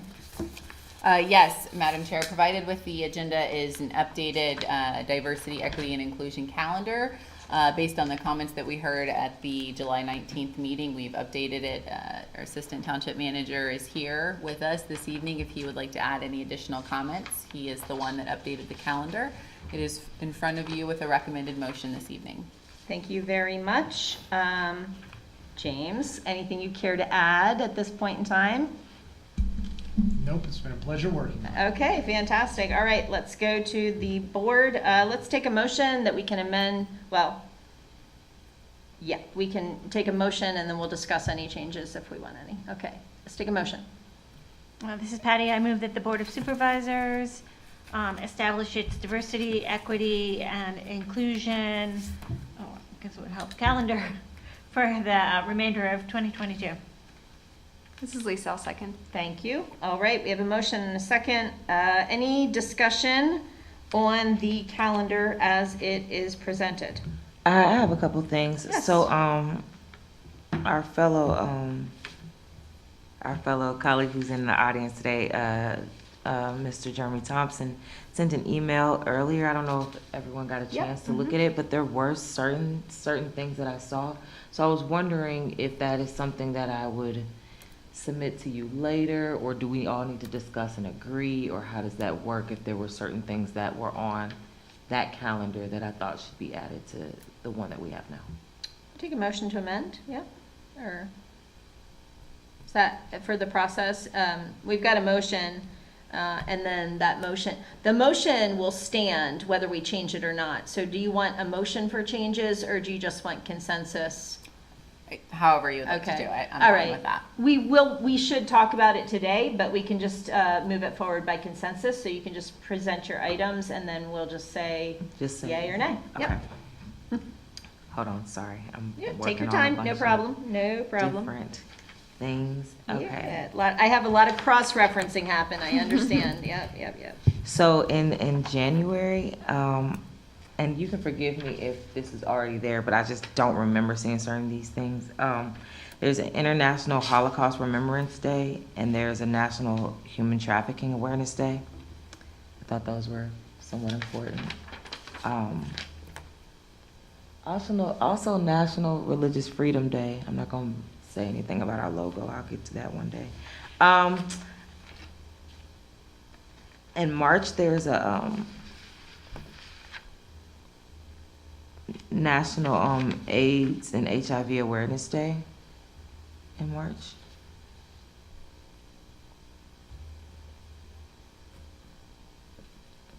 Also, Employee Appreciation Day. I don't know. I think that that's something that Ferguson Township should do for their employees. I don't know if we had Ramadan. Do we have Ramadan on our calendar? I think you did add in Yes. Ramadan. I believe I Yes. saw you add in Ramadan. And I'm sorry because Jeremy sent this today, so I did look at this today. April is Child Abuse Prevention Month.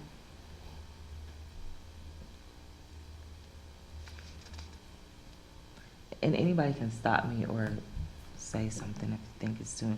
I know this am is gonna little ask bit- for a recap at the end from a Okay. staff member for all of these, just for us, just to provide consensus then, but I've been trying to write them all down, I think I missed a few. I'm trying to not add all of them. When we're adding these, I think that we discussed last time that there's not like a proclamation for everyone, but there are just certain things that we would mention and acknowledge, correct? Yep, Okay. yep, Just wanted to make Yep. sure that was.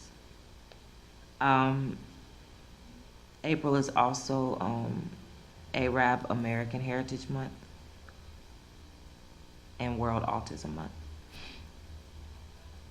we've got Arab American. We got that? Okay. Yep. Thank but you. Not World Autism. Not World Autism, okay.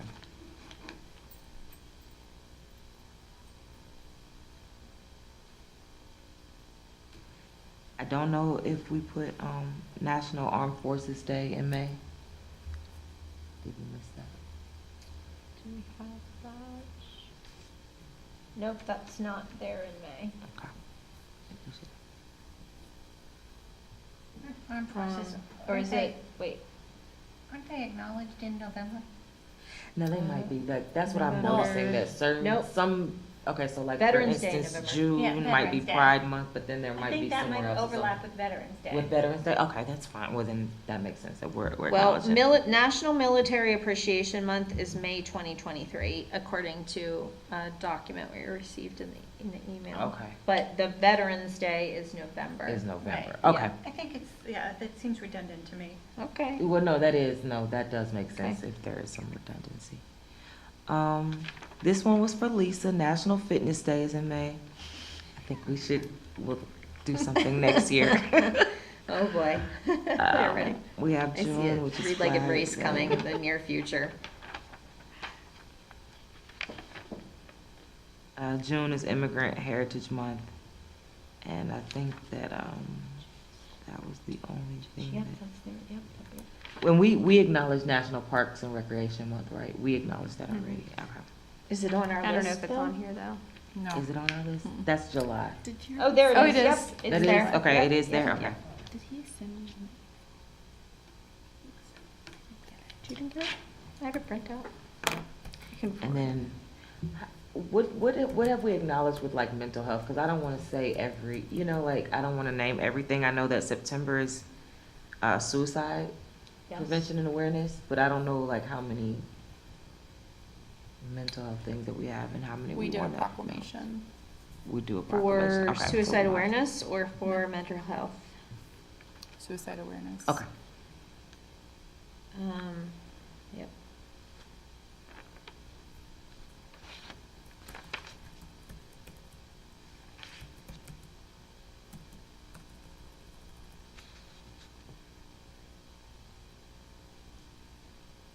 I think that was all from the document that Jeremy sent. Great. I don't have any additions. Can we, could anybody read that list back? I mostly, I really started writing down well, after child abuse prevention, which I think we might have had, but prior to that, I'm not. I have International Holocaust Remembrance Day, Human Trafficking Awareness Day, Great. Religious Freedom Day, AIDS and HIV Awareness Day, Employee Appreciation Day, Yep. Child Abuse Prevention Month, World Autism Month, and National Fitness Day. Awesome. And there were some others, but we checked them off as already being on the list. Yeah. Okay, great. Consensus? Yep. Yes. Sounds good. All right. So we have a motion and a second. So we'll be approving the calendar as changed by consensus now. Okay. So all in favor of that, please say aye. Aye. Any opposed, same sign? All right, and motion passes unanimously. Thank you very much for your work on that, James, and any other staff involved. Okay, on to new business. We have the consent agenda, the June treasurer's report for acceptance, and then the consent agenda for approval. We've got Herald Drive improvements, a sponsorship request, a proclamation, board member request, a proclamation to happen, and then another board member request regarding the current sign and zoning ordinances. So would anyone care to pull that, pull anything? And if not, I'll take a motion to accept the treasurer's report and approve the consent agenda. This is Patty, so moved. Do I have a second? This is here. This is here. I second that. All right, all in favor, please say aye. Aye. Any opposed, same sign. Motion passes unanimously. We're on to the board member request proclamation on gun safety and gun violence prevention. This was introduced by Ms. Patty Stevens. I will go ahead and present the narrative this evening. In the last 5 years, there's been an increase in mass shootings. Medical communities have identified gun violence as a public health epidemic. The ripple effect of the trauma of gun violence affects all our communities. The goal of this is to encourage conversations and education about safe firearm storage. Provided with the agenda packet is a draft proclamation. All right, and that is indeed correct. I'll go ahead and begin with a motion found in your agenda. This is Patty. I move that the Board of Supervisors adopt the proclamation. This is Tiara. I second that motion. All right, so now would we like to, Patty, would you like me to read the proclamation, or would you like another board member to read the would anyone care to read the proclamation? If not, I certainly can. Or should we? Yep. I'm not sure. I don't think that, I think that it was too late and the people who were going to read it are not on. Okay, let's definitely check that. Yes, we You had a long agenda item with the CIP. All right. If they're not here, I would be glad to do that. Okay, Yes, please. let me do that. Just getting it up here. All right. Gun violence awareness and prevention.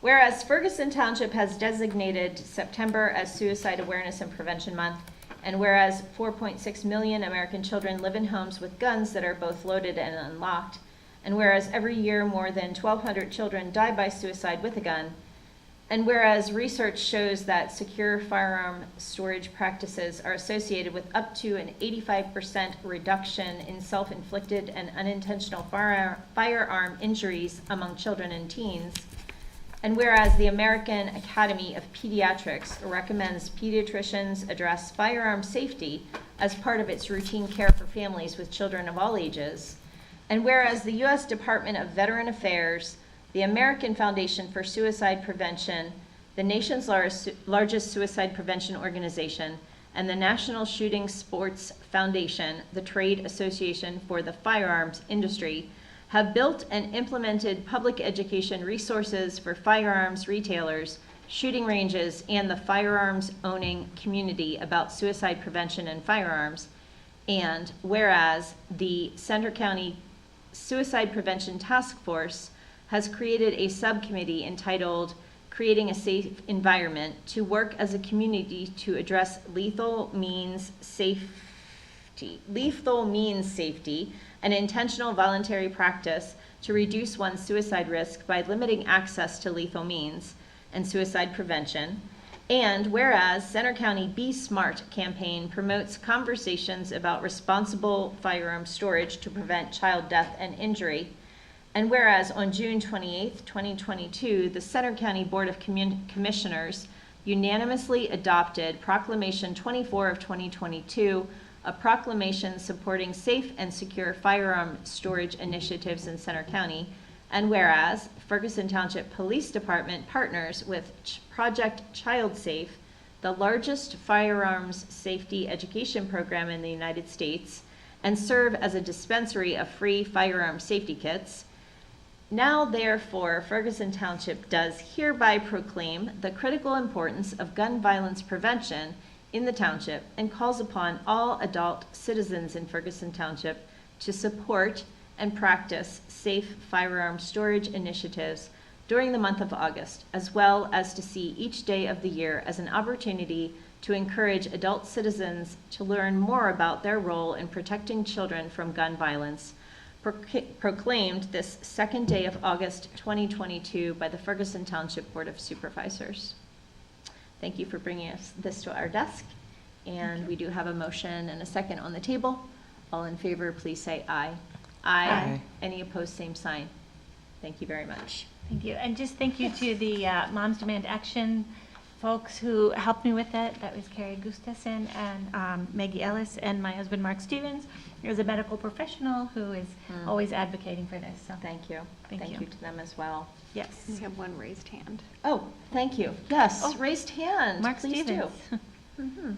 I'm sorry, I can't read that name. Oh, it's Mark. Welcome, Mark. Yeah, thanks. He is a Navy veteran, over 20 years of service in the medical corps, and is a member of the American Academy of Family Physicians, and is a member of the American Medical Association. I'm pleased to see the Board of Supervisors adopt this. Thank you. Thank you. Thank you very much. Thank Our you. pleasure, really. Okay, we did vote, all right? Yes, we did. Okay, very good. We will go ahead and move on then to the zoning officer determination appeal hearing. Nixon Road 24-003-07M-0s, introduced by Jenna Wargo. Thank you. On June 29, 2022, Tony Fruchtel, Pantera Engineering, submitted an application for an appeal hearing at 24-003-007M on behalf of the property owner, Lindsay Kiefer. Property is zoned rural agriculture, and the applicant is appealing the zoning administrator's application of riparian buffer overlay zoning district regulations. The zoning administrator has determined that a landfill site, as in landfill clearing site, is not a permitted use within the riparian buffer, and as a result, the Planning and Zoning Department denied their application. And staff's recommended motion is that the Board of Supervisors remain neutral on the appeal hearing. Thank you very much, Jenna. I know we do typically remain neutral if we aren't strongly opposed, like there's encroachment into the floodplain. I feel strongly that a landfill in a riparian buffer is, it's something I want to oppose. So I don't know if there's other details that might change my mind about that. But my thoughts are I would put that motion forward and see if others would agree with that, unless staff has any additional comments. Okay. I move that the Board of Supervisors oppose the appeal. This is Lisa, I'll second. Okay. I stated why I don't feel a landfill site is at all appropriate for a riparian buffer area. And so I would like an advocate of the board to go and put forward that opinion. So. Yes, Madam Chair, someone from staff or the solicitor will attend on the board's behalf. Okay, so based on so they'll attend if we vote to oppose, and then they wouldn't if we vote to remain neutral, so. Correct. All right, any other questions about this? All right, then all in favor, please say aye. Aye. Any opposed, same sign? Okay, motion passes unanimously, and we're on to discussion of the partial exemption for agricultural properties from the Ferguson Township Stormwater Management Utility Fee. Ms. Martin. Thank you, Madam Chair. Provided in the agenda packet is a narrative, and I'll summarize it with some highlights. At the regular meeting held on February 16th in 2021, the Board of Supervisors adopted a resolution that provided a partial exemption for agricultural properties from the township stormwater management utility fee. This policy states that it is for qualified properties that meet the definition of agricultural use as defined in the Pennsylvania Farmland and Forest Land Protection Act of 1974. This policy would impose a maximum fee assessed on eligible properties of twice the median assessment imposed on all properties in the township. I'll kind of jump through that narrative and wrap up with the policy that was adopted by resolution requires an annual submission for the partial exemption for the agricultural properties to be eligible based on approval by staff. Staff recommends that the Board of Supervisors discuss this policy with consideration to the low frequency of changes made to agricultural properties. I'll also share with you that the township received in 2021 115 submissions for the partial ag exemption, and the 115 of those submissions were approved. To date, we currently have a very low number of submissions. We still have plenty of time, but with that review, it triggered for me as the manager to give some consideration and thought to what that process might look like and how that might be experienced by those that have the agricultural use property. And I'd like to bring it to the board for discussion. We have with us Dave Modricker if there are questions for him or myself as you have this discussion. Thank you. Okay, do we want to just start with the motion? Or do we want questions? Any questions first? Okay, no questions. Shall we start with the motion? This is Lisa. I'll move that the Board of Supervisors direct staff to amend the policy for the board to review at the August 16th, 2022 board regular meeting. Thank you. This is Patty, I'll second. Great. Right, any discussion on the matter? I'd like to say that I did receive a phone call about this from Bill Kehoe. Okay. Just basically saying that that this is something they would like to see go away.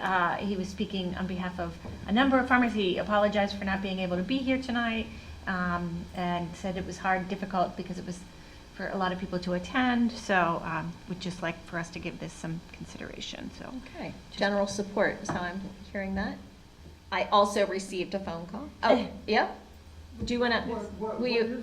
Yeah, come on up. Yeah, yep. Well, further explicate a little bit. Could I ask what the discussion is? Sure. So right now, currently, there is, as you know, a partial exemption for agricultural properties in the stormwater fee in a resolution. And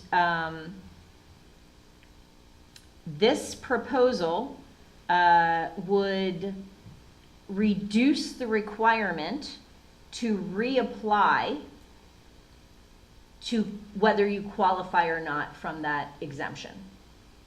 So right now, there's an annual reapplication requirement, and this proposal would change that Then that's exactly what the discussion is that I'm proposing the board have. Rather than there be an annual submission, that the board might give consideration to a biannual or a triannual. So maybe evaluation on a 3-year term, understanding that the agricultural property, there aren't a lot of changes to your impervious surface on an annual basis that would require the property owner to submit that annual submission for staff to review and approve. It's most likely that on an annual basis, we won't see a change. That's the discussion for the board to reevaluate the policy and maybe decide what the alternative to an annual submission might look like. Okay, well, first of all, we were pretty well assured, when we all opposed this, naturally, that this annual renewal would be nothing more than the township sending us a postcard with a box to check and return. That we could deal with. Even biannual, triennial, whatever, it doesn't really matter. Farm uses don't change without a rezoning, a land development plan, or a subdivision, all of which require township involvement and approval. This ought to be, this ought to be a one and done. When we apply, our uses don't change. To have to, go through all this nonsense every few years is absurd. It ought to be done, and as I said, when a farm use changes, you're the first ones to know about it. Thank you very much. And All right. that's, Sorry, what? Ralph? Yeah, Ralph, do you want to just state, I know we know you, but will you state your name also for the stenographer? Temple Road. Thank you very much, appreciate it. So, for the notes, minutes. Thank you. Okay, so we're talking about reducing the need for the reapplication. We've heard that there's been communications in support of that, generally. Let's talk about what that looks like for time frame. Okay, I'll start it off, I guess. Which is probably awkward since I wasn't here when this was voted for. But jump right in. You're here now. So. Nevertheless, I would think that once an individual or farm has filled out that application, I'm wondering if we can't have, if we really feel like the check needs to be every year, every 2 years, and him as well as other people are saying that it's not changing, then why don't we just send someone out there to just say, hey, is everything the same? Everything's the same, and let them do it versus making them sign something, fill something, like making them do an additional layer. Why don't we, as the township, staff, just take the whichever person we just hired to do whatever they're supposed to be doing? Why don't we just send them around to just get that check yearly or bi-yearly or tri-yearly or whatever it is, to keep the burden off the citizens? I just don't see the need to refill out any paperwork. Like, I don't even, honestly, I wish a lot of things were simpler, even with the DMV. Like, I don't need to fill out a paperwork. My license is the same, right? Just need to pay it and keep going. So I kind of understand that point. So that's my opinion on, I guess, on that small portion of this larger topic. Yeah, thankfully, we just have a small portion of that topic tonight. It's late, so all we really want is a small portion of that topic tonight. So that makes a lot of sense. Do others want to speak to this? Generally or very specifically for a recommendation? Yeah, I'll agree with the public comment we received and Tiara's comments. I thought it should be a one and done application because, like was stated, the township would generally know if the use was changed or if there was some change to the impervious surface.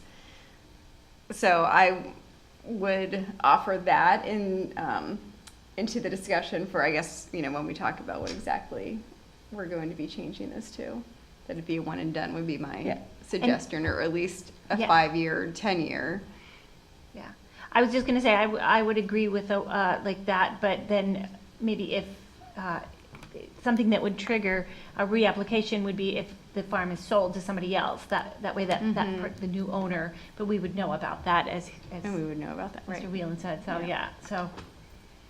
Okay, so just to ground a little bit of the knowledge, so just the question of, would the township know? Let's just confirm, if there were a change of use, if, See, that's what that extra person going to check would be for, to see if there's a portion of the land being sold. Like, that's what that extra individual, I think, would So I think, figure out.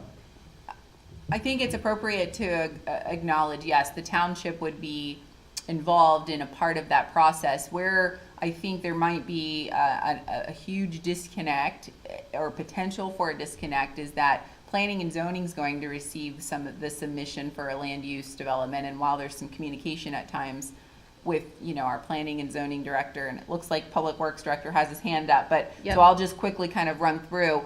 Right now, based on our resources that are made available, there's not that cross communication to identify, and we would likely see things fall through there would be a gap there that we currently don't have that process working in favor of what you're proposing. That doesn't mean that we can't evolve that, but I would then consider what some of your other policies look like in terms of resolution and the requirement that we have for the other applicants to submit on an annual basis, and having staff assume the burden indefinitely for all of those submissions. I would give some thought to, again, it's on the agenda because I certainly think it's worth a conversation among the board for a change, to which it should be that the staff absorbs 100% of that administrative work. I don't know. I don't know if it's, is this just for the ag exemption? This to get is the just lower, for the ag exemption. Right, so it's not, but everybody else. Like a hardship? No. I mean, we would all still have to, like, apply for our credits. But this is just to say they get the reduced ag exemption thing, right? Actually, your credits, once received, are on record indefinitely. I And had as a long as the question about inspections that. are being completed and approved. I didn't realize. The credits are on your property to stay with. But I think we really should look at Public Works Director. Yeah, I'm gonna go to Dave, but also I thought if I'm cleaning out my stormwater drain, I had to apply annually for that credit. Okay, that credit I thought and then some of the more permanent stormwater basins weren't annual. But let's go to Dave Modricker, stormwater fee guru, and let us know. We have a few questions on the table here right now. Yeah, just to put some of it in context, we received somewhere between 600 and 700 stormwater BMP credit applications, non-structural and structural. And those credits do not need to be submitted every year. If we're out and we do inspections and we notice non-compliance, we'll notify folks, try to get it back in compliance. And if they're not, then we would just withdraw that credit. Folks that are adopting inlets and whatnot, as this program evolves, we'll kind of send them notices, make sure they're engaged. As long as they're still active, that credit remains with the property.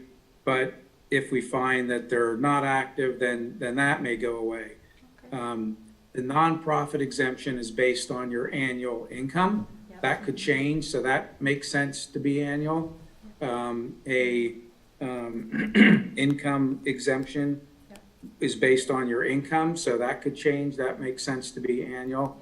I would support something less frequent than an annual submission of the ag, partial exemption for many of the reasons that were stated. So, whether it's 3 years, 5 years, 10 years, or once and done, staff would certainly support something other than requiring it every year. Okay. We do have a motion and a second on the table, but it's just to amend, so let's build some consensus on how we want to do that. You want that tonight, so you can bring it back. Yeah, and I'm Yeah. happy to even propose, I mean, so I've taken some Yeah. comments and notes here. Yeah. Staff can come back and propose a redlined version for your consideration at the 16th meeting, great. and then put it in front of you for authorization and approval on the 6th of September. Great. Yeah. Okay. Will there be So- a public hearing on this topic? Yes. Yeah. Will be adopted, any amendments that the board may choose to pursue will be adopted by So it'll be resolution. after that. Okay, so just to review then, the process is that it'll come back to us at a following meeting, maybe the next one, depending on workload. And there'll be a red line version of the resolution, I believe, yep. And at that time, we'll come down on the final, like, 5-10 window. But there'll be a proposal in there that we can agree or disagree on. And then we'll get that all into how we want it, exactly, and then we'll advertise it for public hearing. Correct. So at the next one, it'll come to us, make any changes, advertise, propose, okay. All right, so then we have a motion and a second, and all in favor, please say aye. Aye. Any opposed, same sign. Okay. Next up, communications to the board. And any communications that we haven't already reported on? I just wanted to acknowledge that today is Osaze Osage's birthday. There was a more remembrance at 3 Dots Downtown, and we're encouraging everyone to check on people that you know who might be suffering from mental health, and to get yourself any type of help if you need it. Don't be afraid. We're just encouraging people to take care of themselves. So Thank you so much. I'll mention, I had a communication on the stormwater ag exemption too that I hadn't mentioned during the Very good. discussion. Thank you. All right, anything else? Okay, seeing none, we'll move on to calendar items. Oh, I'm sorry. Bill Keough. Hello. Yes, please.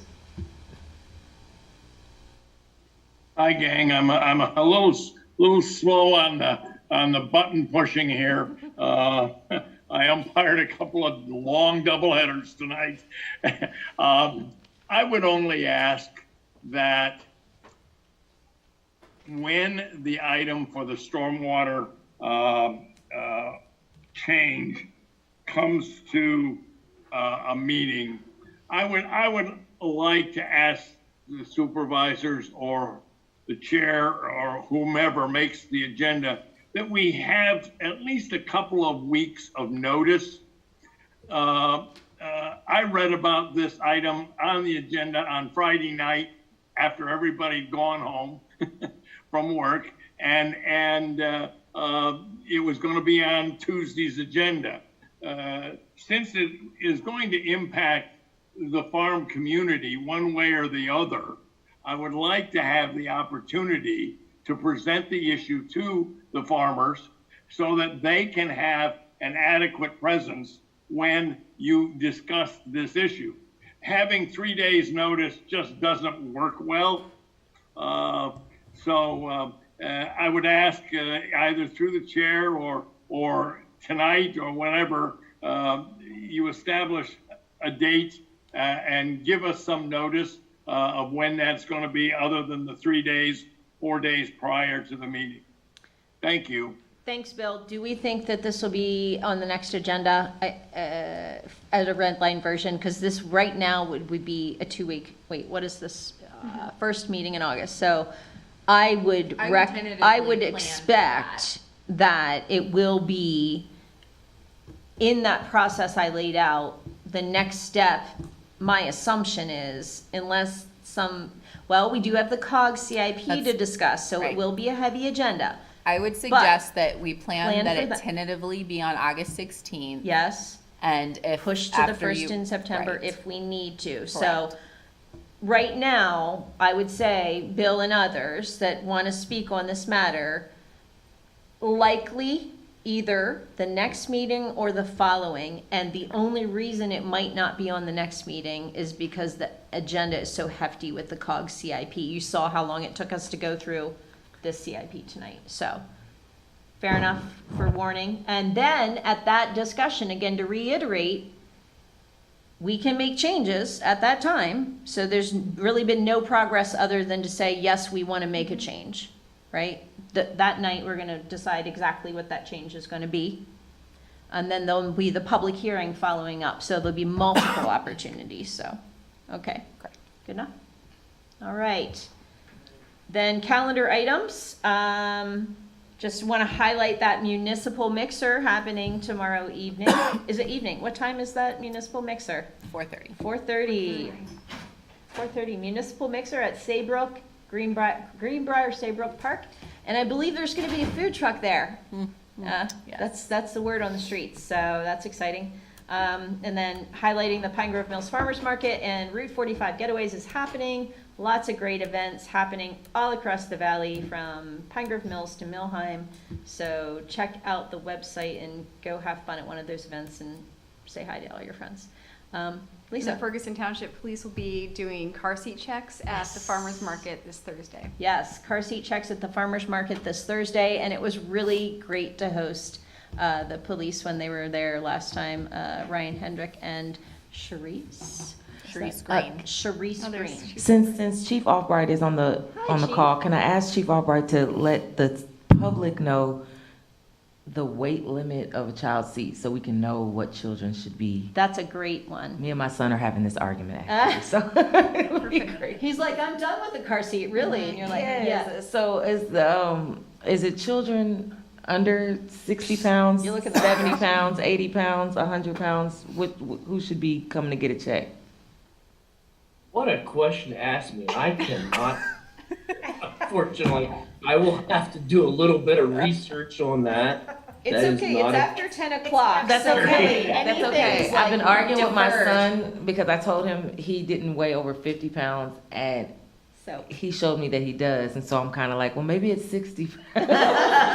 He's supposed to stay, so I just want to know, but okay, thank you. that's a good question. I might come and There's- check you yes, anyway, right. Yes. He's looking ahead to that big retirement party.